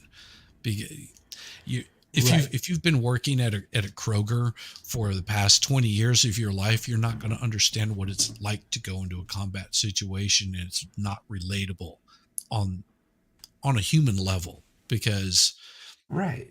Right. it's just, And part of me is very glad that it's not, right? Like, yes, and that's the double side of the sword, right? Like, I hope that none of you have to ever ever. experience the things that me and my that me and Team. mine have, right? Like, I Right. hope that never comes here, and I would 100% go back if it meant that most of you never have to experience that. Do you know what I Yep. mean? Yep. 100%. Yeah. But And that's that's the same here. If I would have gone, which I never did. I never did any combat service, although I was still on call for it, and I would have done it in a heartbeat. I had no qualms about it. And there were people that were just like, "Are you fucking kidding me? You've grown your hair out. You've got long hair. You've got a nose ring. You've got tattoos." I was just like, "I will pull every single one of these things out in a fucking heartbeat to serve my country." And there's a different attitude once you've gone through some of the training. It doesn't go away. No, and I don't know, man. Like it's not just the training, right? Like I've always been that dude. Like I knew I was going into something. I knew I was Yeah, going into some branch. I didn't know exactly which one, but I same. knew that I was gonna go do the soldier thing, right? Like I knew that was always part of my life, and it like that doesn't go away, right? Like if there's a threat, if there's a threat to my family tomorrow, then yeah, dude, like Yeah, game on. Let's throw down. Let's see what yeah. happens. And I would also, I don't think that people should have to. No, That's I don't either. And that's my thing. I don't, I'm not and getting any younger, but at the moment no, I'm still still mostly within. capable. Give me a couple months to fucking get in shape, Yeah, and I'll go do it again just so that certain people don't have to. You know what I mean? exactly. I'll Yep, go over there and fight so that they can't come over here and fight. yep. It's a harsh God, I hope I don't have to reality do that that. no, no.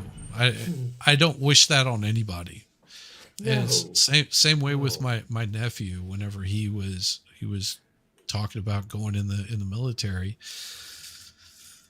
I had to sit him down and was just like, listen, it's not going to be all of this peachy keen stuff that you think it's going to be, and it's not going to be this this super character building kind of experience. I said, you're going to experience shit that you wish you could walk It's gonna away from. suck.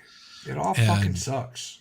I tried to talk him out of it as much as possible, and he still did it anyway.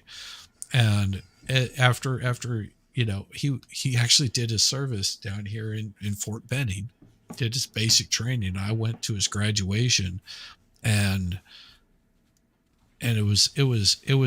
it sort of hit you at that moment that how much he was looking up to me and sort of trying to model it. And I was like, dude, I'm fucked up. Yeah, I mean, I military I did a barely know what lot the for fuck me. I'm doing. Yeah, Right. Don't follow. Don't. don't follow me. Follow your own path. I'm happy that you're doing the service, but it's just like you don't have to. I can promise you that if I don't have any kids, but if I were to ever have kids, I would be very disappointed if they joined the military today. Very Yeah, disappointed. yeah. I would fight hand How over foot to make that not happen. how do you think that our military has lost its readiness? Or is this just a bunch of BS from people that are picking out instances? I'm not super close to anybody in the current military. Well, I maybe one. I got one buddy that's in Germany that I talk to, but I'm not like super up to date on soldiers. I don't have a link to most people right in the Right. military anymore. However, I do think the U.S. military, is way worse than it's been in my entire adult life. They had war games with the UK a year or two ago, I think, and the UK whipped our ass so bad we had to restart. Jeez. We had to restart because they were just destroying us. Yeah, see, I don't know, because I try. That's one of those things where I think the best description I can give is I If y'all don't don't believe. stop talking fucking Ukrainian or Russian or whatever the fuck you're speaking in I chat, don't knock it know. off, goddammit. I don't know what they're saying, I don't either. It's driving me nuts. but it And says of course, Valhalla Tweety's involved speaks. because she's a goddamn Fed. Valhalla speaks five I languages. speak English. That's it. That's it. About No, there's 3% my Spanish. my biggest beef has been with the misinformation that you get from places like Twitter, um, because, Well, that's and I'll just propaganda. I would just use this as an example. Not just propaganda, but it's I'm gonna piss propaganda again. I from can hear both you. sides. Cool. The biggest problem that I have is, and I'll just use this for an example. I I went to Bastille Day in France last year, and it was a big Bastille Day. They have a big military parade that marches through, and then they have fireworks at night. It's absolutely beautiful. Everybody's sort of hanging out in the streets, looking over the river, and it's really a, almost like a big party festival get together. I got on a plane, flew back to the United States, which is not a short flight. I get back, I land, and I log into my Twitter. And one of the things I see is riots happening during Bastille Day, and it's just all this catastrophe. And my response was, where did this happen? It's propaganda, bro.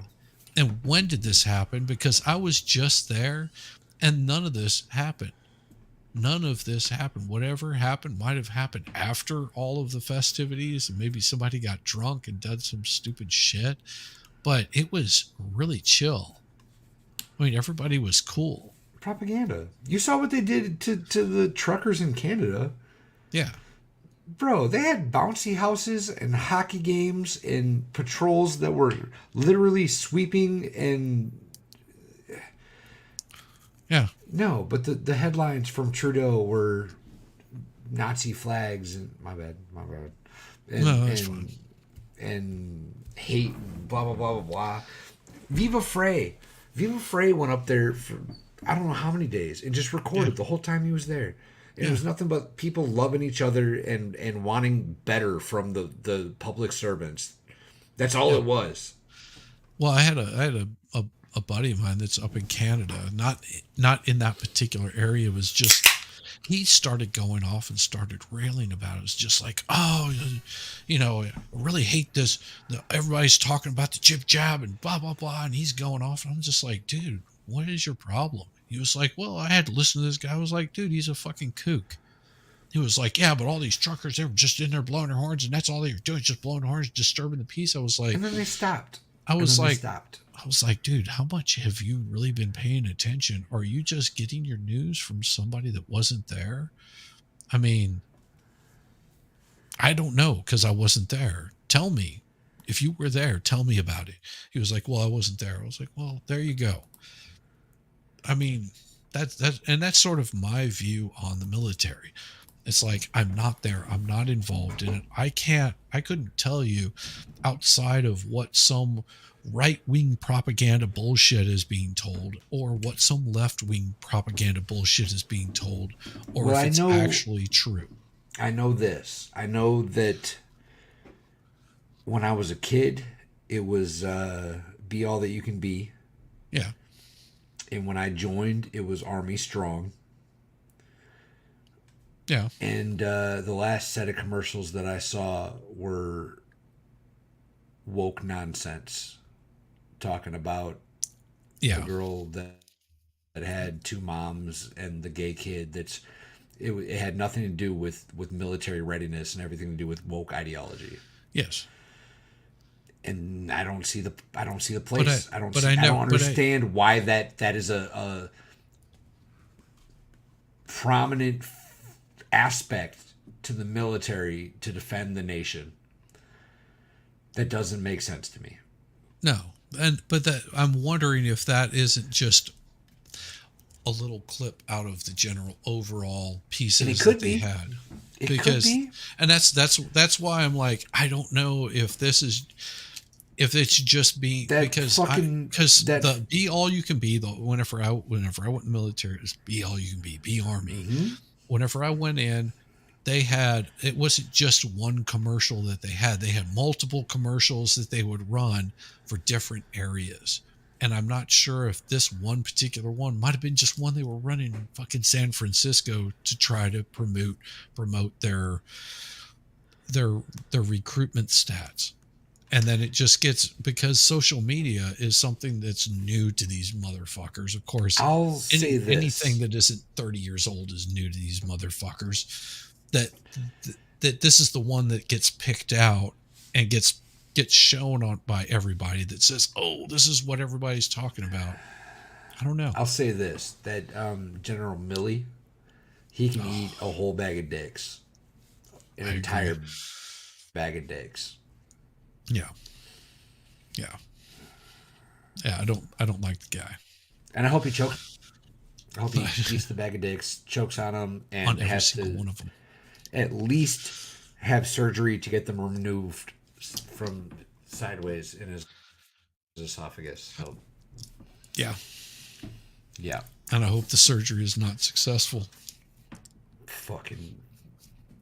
Yeah, I don't like the guy. I hope that appropriate charges are filed on every single individual that deserves them. That's what I hope. Yeah, Yeah. yeah.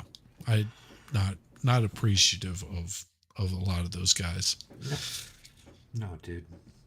They gave bad advice to the prior president, not the current president, the prior president. They Everybody that gave was bad involved, advice. everybody that was involved in the Afghanistan withdrawal needs to not only be fired but likely tried for some kind of, maybe not treason, but like a No, uh, JSOC. Just let yeah, just let the United States Code of Military Justice yeah. handle them. Simple as that. And you motherfuckers don't know what the UCMSG is. It's United States Code of Military Justice. And it, UCMJ.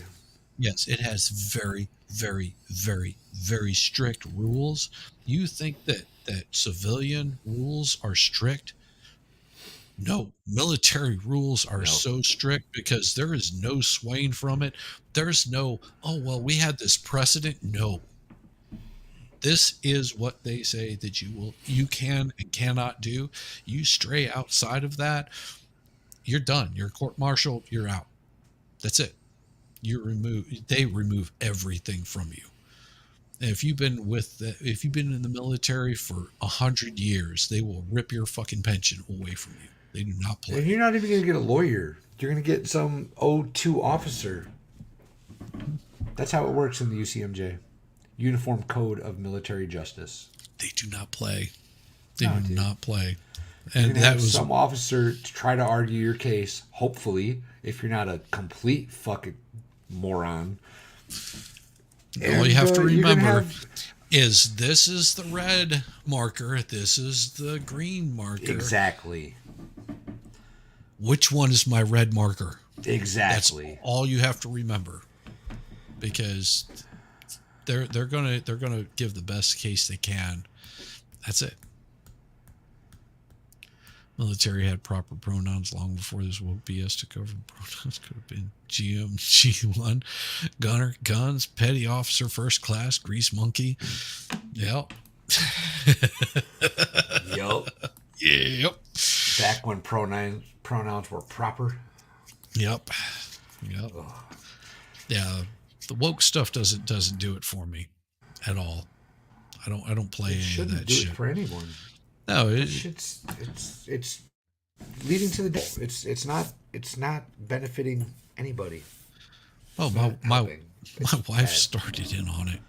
She started talking that whole Latinx. I was like, wife, I dare you. I dare you to go to Little Mexico and go no, start throwing around no, little Latinx.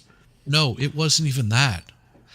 I explained to her how insulting that was to my half brother. I have a half brother that is half Hispanic, and we talk on a regular basis. And whenever I told him about it, he was like, "Thank you. I appreciate it because just because I'm half Latin doesn't mean that I'm not half white. I'm still an American. I served my country. I was in the Navy. I finished my time and now I tend bars." He goes, "I didn't even know that I was half Latin until I did a DNA search and found my father. His father's name's like Garcia and has like Nice. another 20 kids and crap like that." He was like, "I'm not going to harass this guy." So you're But saying the Latin dude had a lot of kids? yeah, yeah. That's shocking news to me. I would have Whenever never my wife guessed. started in on that, I was like, "Yep, he is Latin. He is not Latinx. He's not Latinx. He's none of that shit. He is half Hispanic or Latin, Latinx. whatever you want to call. There's What none a of that shit. stupid fucking concept. Pale as fuck. Especially for a language that has male and female nouns and verbs. Like Latina, the the Latino. language has gender in it.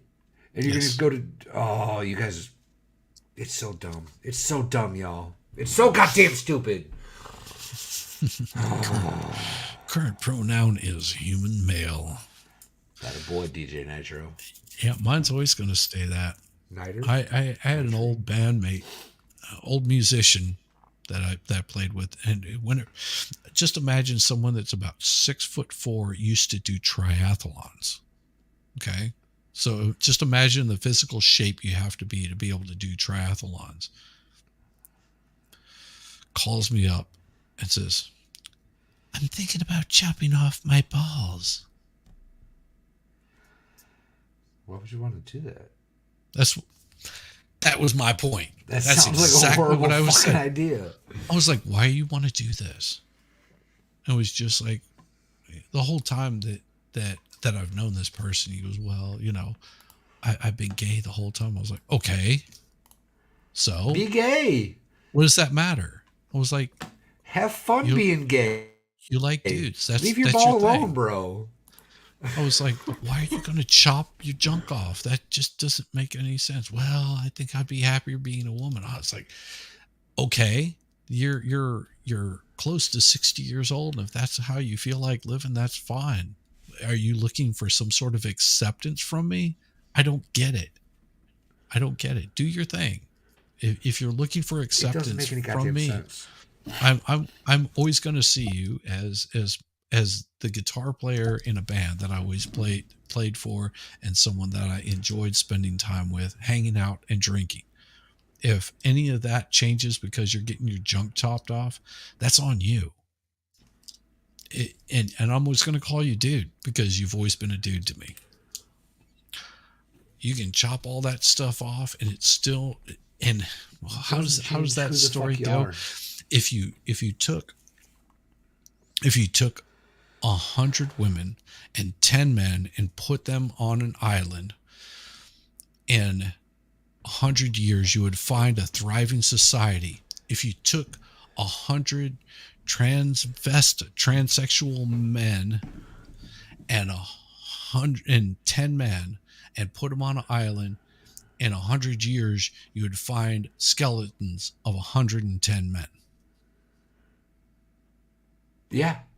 That's that I just had a thought in my mind, right? So there's going to be a murder case that comes up at some point in the not too distant future. And the DNA that they have, the crime scenes find and process is going to be male DNA. And the suspect in the case is going to be born male and be now a woman, and this is going to be a thing. This is going to happen. It just dawned on me that this is eventually going to be a thing at some point. There's going to be somebody claiming to be a woman, born male, claiming to be a woman, that's going to be involved in a murder case where the DNA sequence comes back positive for a male DNA. And this is going to happen. It's going to eventually happen. And when it does happen, the world's going to have to accept the fact that science is science. They And no can't. matter what you do to your body, no matter what I do to my body, no matter what I cut off of my body, I'm still going to be a man when I die. My DNA is still always going to be male, no matter what the fuck I do. And this is Yes. going to happen eventually. I'm write it down, y'all. Quote me on it. Eventually there's going to be a murder case that's mainstream where the DNA evidence implicates a male suspect, and the suspect that was born male is going to claim to be female. That's going to He be a thing. says, I get snapped at least once a day by a customer because I use ma'am or sir. I was taught those words are respectful terms. And if Wherever anybody's you live, snapping move, at you, Weenie. yeah, Leave. Move. ignore them. Ignore their bullshit. Because if somebody snaps at me because I say thank you sir or thank you ma'am, and you're presenting yourself as a sir or a ma'am, that's how I'm going to respond to you. If you look like a dude, you dress like a dude, you act like a dude, I'm not going to sit there and reach down and grab your junk to find out whether you are or not. I am going to assume that you're a dude, and I'm going to say thank you sir, thank you. And if you look like a woman, you dress like a woman, as long as you're not like 6'4" and have the 5 o'clock shadow. If you look like imagine Valhalla showing up and Putting on a dress. looking like this, wearing a dress, wearing a mini skirt, and yelling at me because I'm not. It's calling ma'am. You know what would happen? I would just be like, "Yeah, go fuck off," and just walk off. I don't have any tolerance for that bullshit. Oh, Mimi. Hello, baby doll. Thank you for Mimi. showing up. But you know, if some, because I worked with a bunch of transvestites. Yes, I worked phone sex, as everybody found out last night. Yes, I worked phone sex, and yes, there were transvestites that I worked with there, cross dressers. They were post-op, and some of them were pre-op, and all that kind of crap. So I got to understand what all that shit was at a very young age. It doesn't matter. I That's like and- live your life, y'all. And live your life. most of them, if they were dressed up and they were in their drag outfit, they would prefer that you say that you gave them respect as a woman. Simple as that. Give them respect as a woman. If they were dressed up and hanging out at home, they called each other bro, buddy, friend, pal. They were all like pretty. And the only reason I know this is because whenever you're surrounded by 5 or 6 of them, they're just like oogling you because they like straight guys. It's fucking weird to me, but okay. Because they basically consider themselves women, and they would converse with you and they say, no, we call each other bro all the time. It's it's a term of endearment. But everybody has gotten into this little woke ideology where, oh, I've got to watch what I say. I have to call them what they want to be called. No, tell them to go fuck off. They mean nothing in your life. That's such a stupid fucking concept. Like, Yes. ugh. Yeah.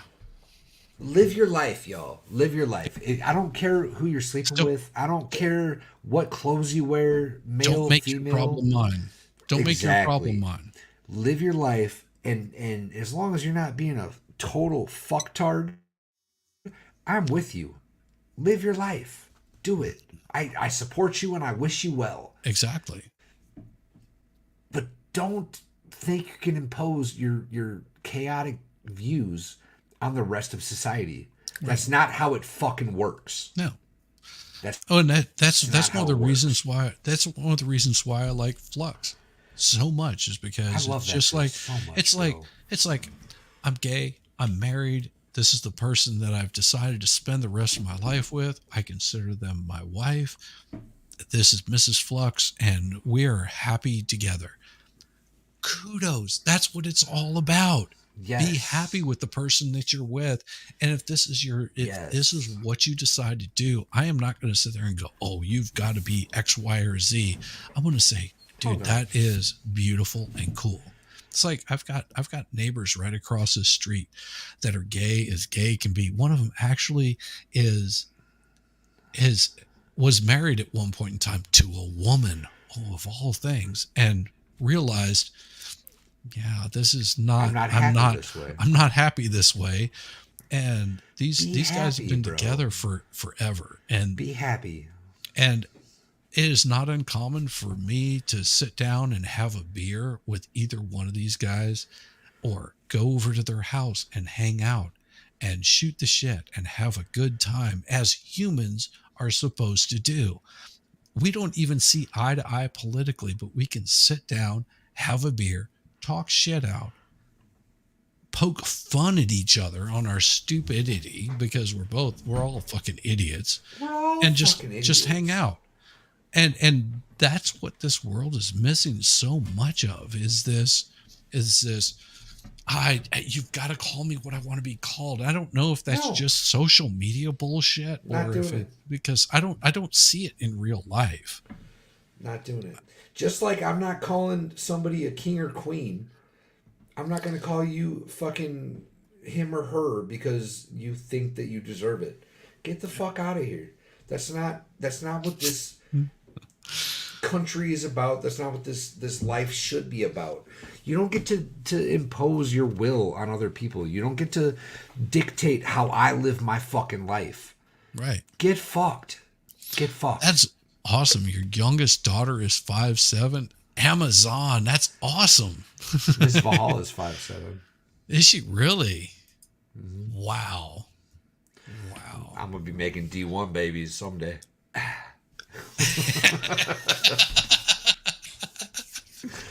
Well, see, I'm 6 foot. My wife is 5'4". I'm 6 foot. Yeah. Miss Valhalla is 5'7". Yeah. Yeah. And I Let's but hope they get my athleticism and her good brains. looks and charm and brains. And, oh, I just got a text. I'm in trouble now. I'm in trouble. Oh, it is No, Mrs. Valhalla. you I might can't be get in trouble with me. You're not going to get in trouble. She said this.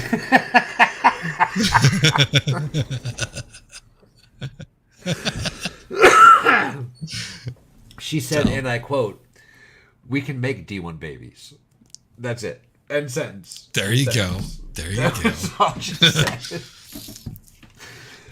So Mrs. Valhalla is watching. Hello, Yep. hello, Mrs. Valhalla. Hello, Mrs. Appreciate it. Valhalla. Everybody say hi to Mrs. Valhalla. Oh, that's so funny. I'm 5'7". Shizzy 5'8". I don't know what that means. Just be glad it's not in Russian.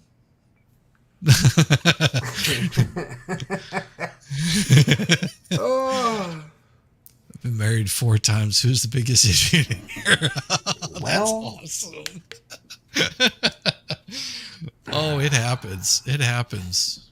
My father was married before my mother and after my mother. my granddad married the same woman twice and divorced her twice. Ooh. He said that was the biggest mistake he's ever made in his life. He said, Twice. if you break up with a girl once, don't ever go back to her because there's a reason you broke up. Yeah. That was granddad's advice. Yeah. I might have been an ass to my youngest sister at some point in time because when she got married, she's about as kooky as my mother is. It's a bipolar kind of thing. And I was just like, I didn't really like the guy she was marrying. He was a little weird. And I think my sister was stripping at the time whenever she met the guy and married him. I was just like, oh, So you worked phone sex lines and your sister was a stripper? I guess, yeah, at some point. Interesting. I mean, in her younger days. So, but I worked I in was plenty just of strip clubs. No judgment. No judgment. I was just like, and I was just like, listen, I don't know this guy very well, but he seems a little weird and you seem a little weird. I don't know how this is going to work out. And I'm not showing up to a second wedding or a third wedding. That's just me. I'm like, listen, you marry the person that you love. You marry them and you stick it out. You work on every single aspect of that relationship. There's a reason why you fell in love with them in the first place. Stick it out, bust your ass. It takes a lot of work. Relationships take so much fucking work, and it can't be one sided. So I might have been a little bit of a dick because, because she ended up divorcing and remarrying, and she's been married to the same guy actually longer than I've been married. Has two wonderful kids. One of them's going off to college. One of them is, finishing up in high school. Yeah, finishing up in high school. So I mean, she's done well, and her husband is a really nice guy.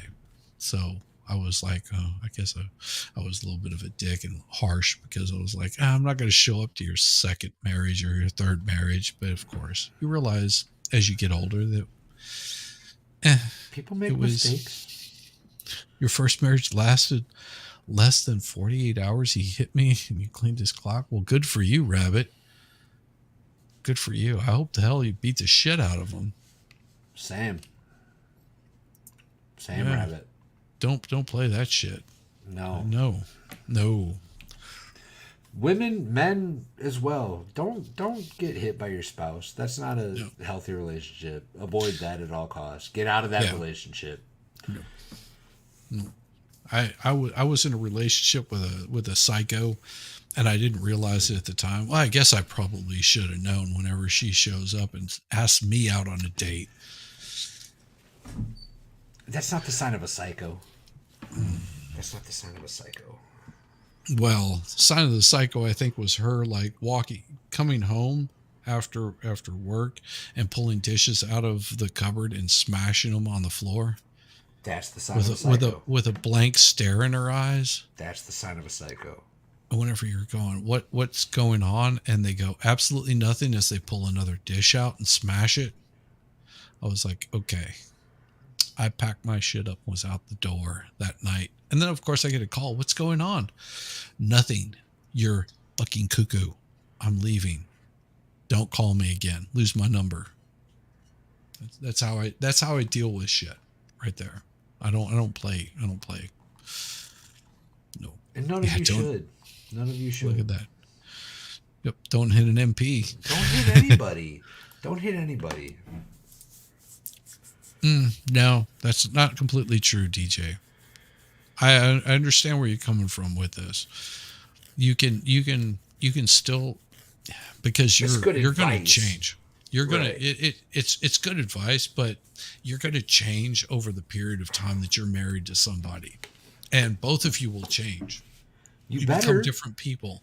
Well, you should. Some- You like yeah. if you're the same person at 20 as you are at 50, like that's not a good thing. Nobody wants that.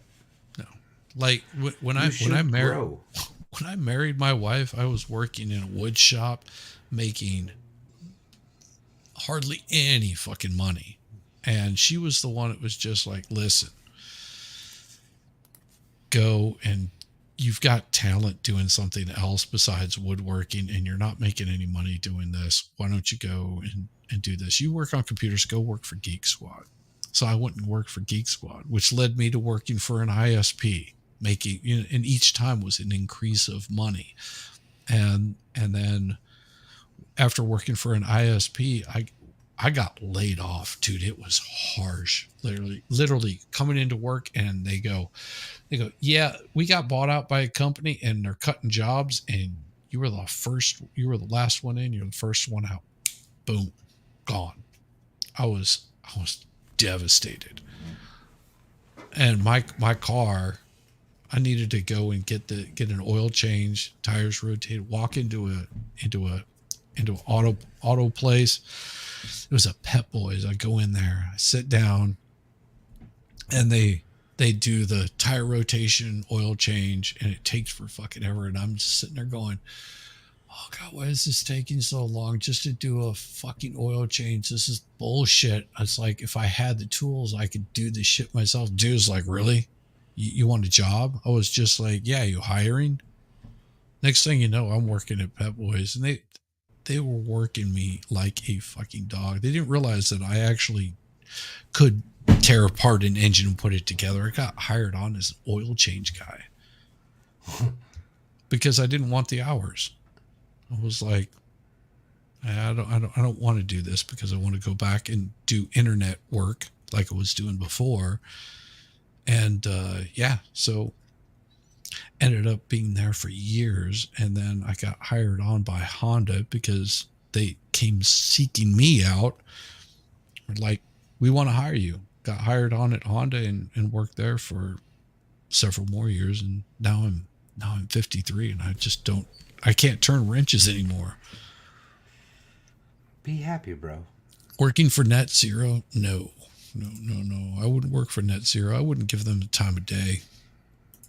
He has big dick energy, I guess. I don't know about that. No, it's a wee little thing. 3 inches of fucking fury. That's what. Oh yeah, you know. Gotta tie a board to my ass just to keep me from falling in. Jesus. Oh. All right. I think it's. I'm going to get you in trouble with your wife. Yeah, I think it's that time, buddy. I think it is that time. I got to deal with some dog issues before the night's over, and I need to talk to Mrs. Valhalla, who's on vacation out of state. So I need to check in with her before she passes out. Well, send your love to Mrs. Valhalla for all of the internet, because absolutely. And babe, if you are still listening, I'd have you know that Rabbit says hello, Mrs. Valhalla. Leanie says hi, Mrs. Val. Dazzer says hello, Mrs. Valhalla. Thought might have been one more, but I could be wrong. There was a whole bunch in there. There was a bunch. Mimi, marriage is a wonderful, glorious thing. Well, Mimi is obligated to being a Chinese honeypot, so she cannot get married. It goes against her spying abilities. That's okay. Mother China will not be happy if she marries. That's all right. That's okay.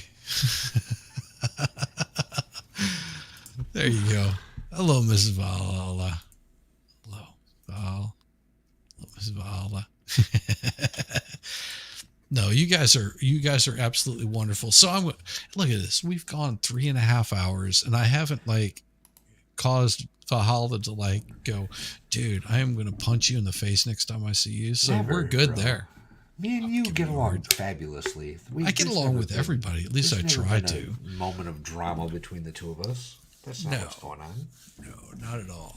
But everybody, have a wonderful evening, and I'm gonna shut this bad boy down because I've got the taskmaster right there. He's saying, "Listen, gotta shut this shit down."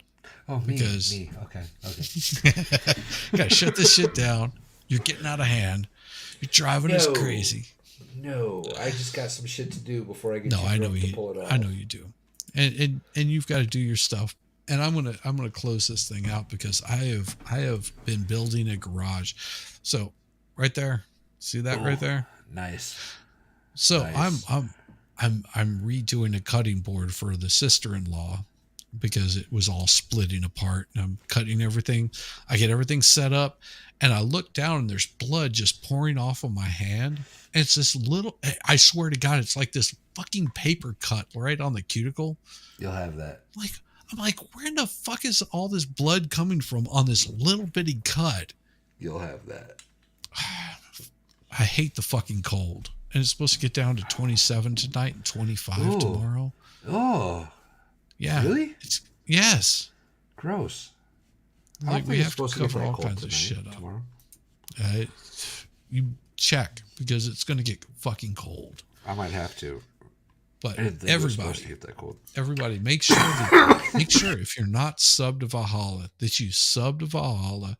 Make sure that you've subbed to Fluxx and go check out her Buy My Coffee because she's going to get it set up. If I have to go and pull on her fingers to make it happen, she is going to get her shit set up where she can sell her art, because I want her art to be out there because she is such a sweet person and such a sweet soul. Yes. I almost died, bro. I swallowed spit and I almost died. It was bad. Don't choke on my spit. It was so bad, bro. Okay. If there's anybody in We're- chat that doesn't know who Fluxx is amazing. Go Yes. sub to her. Yes, please go sub to her. Fluxx Go is show her amazing. love. And she's going to be on vacation, so just go leave a whole bunch of comments, watch a whole bunch of her videos. She needs her swear to God, hours. just Go watch all of her videos. Go watch all of her videos and just put it to play in the background. If that's all you do, just get those plays just constantly. Just let them play. Let them play in the background, because we want to make sure that she gets monetized, and we want it to happen while she's on vacation, so she comes back and goes, "What the fuck just happened? I just got monetized. I was on vacation. I need to take more vacations." That's what we want. All right, y'all. RVB quote? You guys Rob have a Van- wonderful evening. I don't know who RVB is. Peace, y'all. Later, y'all. Shizzy, Peace. thanks for having me, buddy. No, thanks for being here.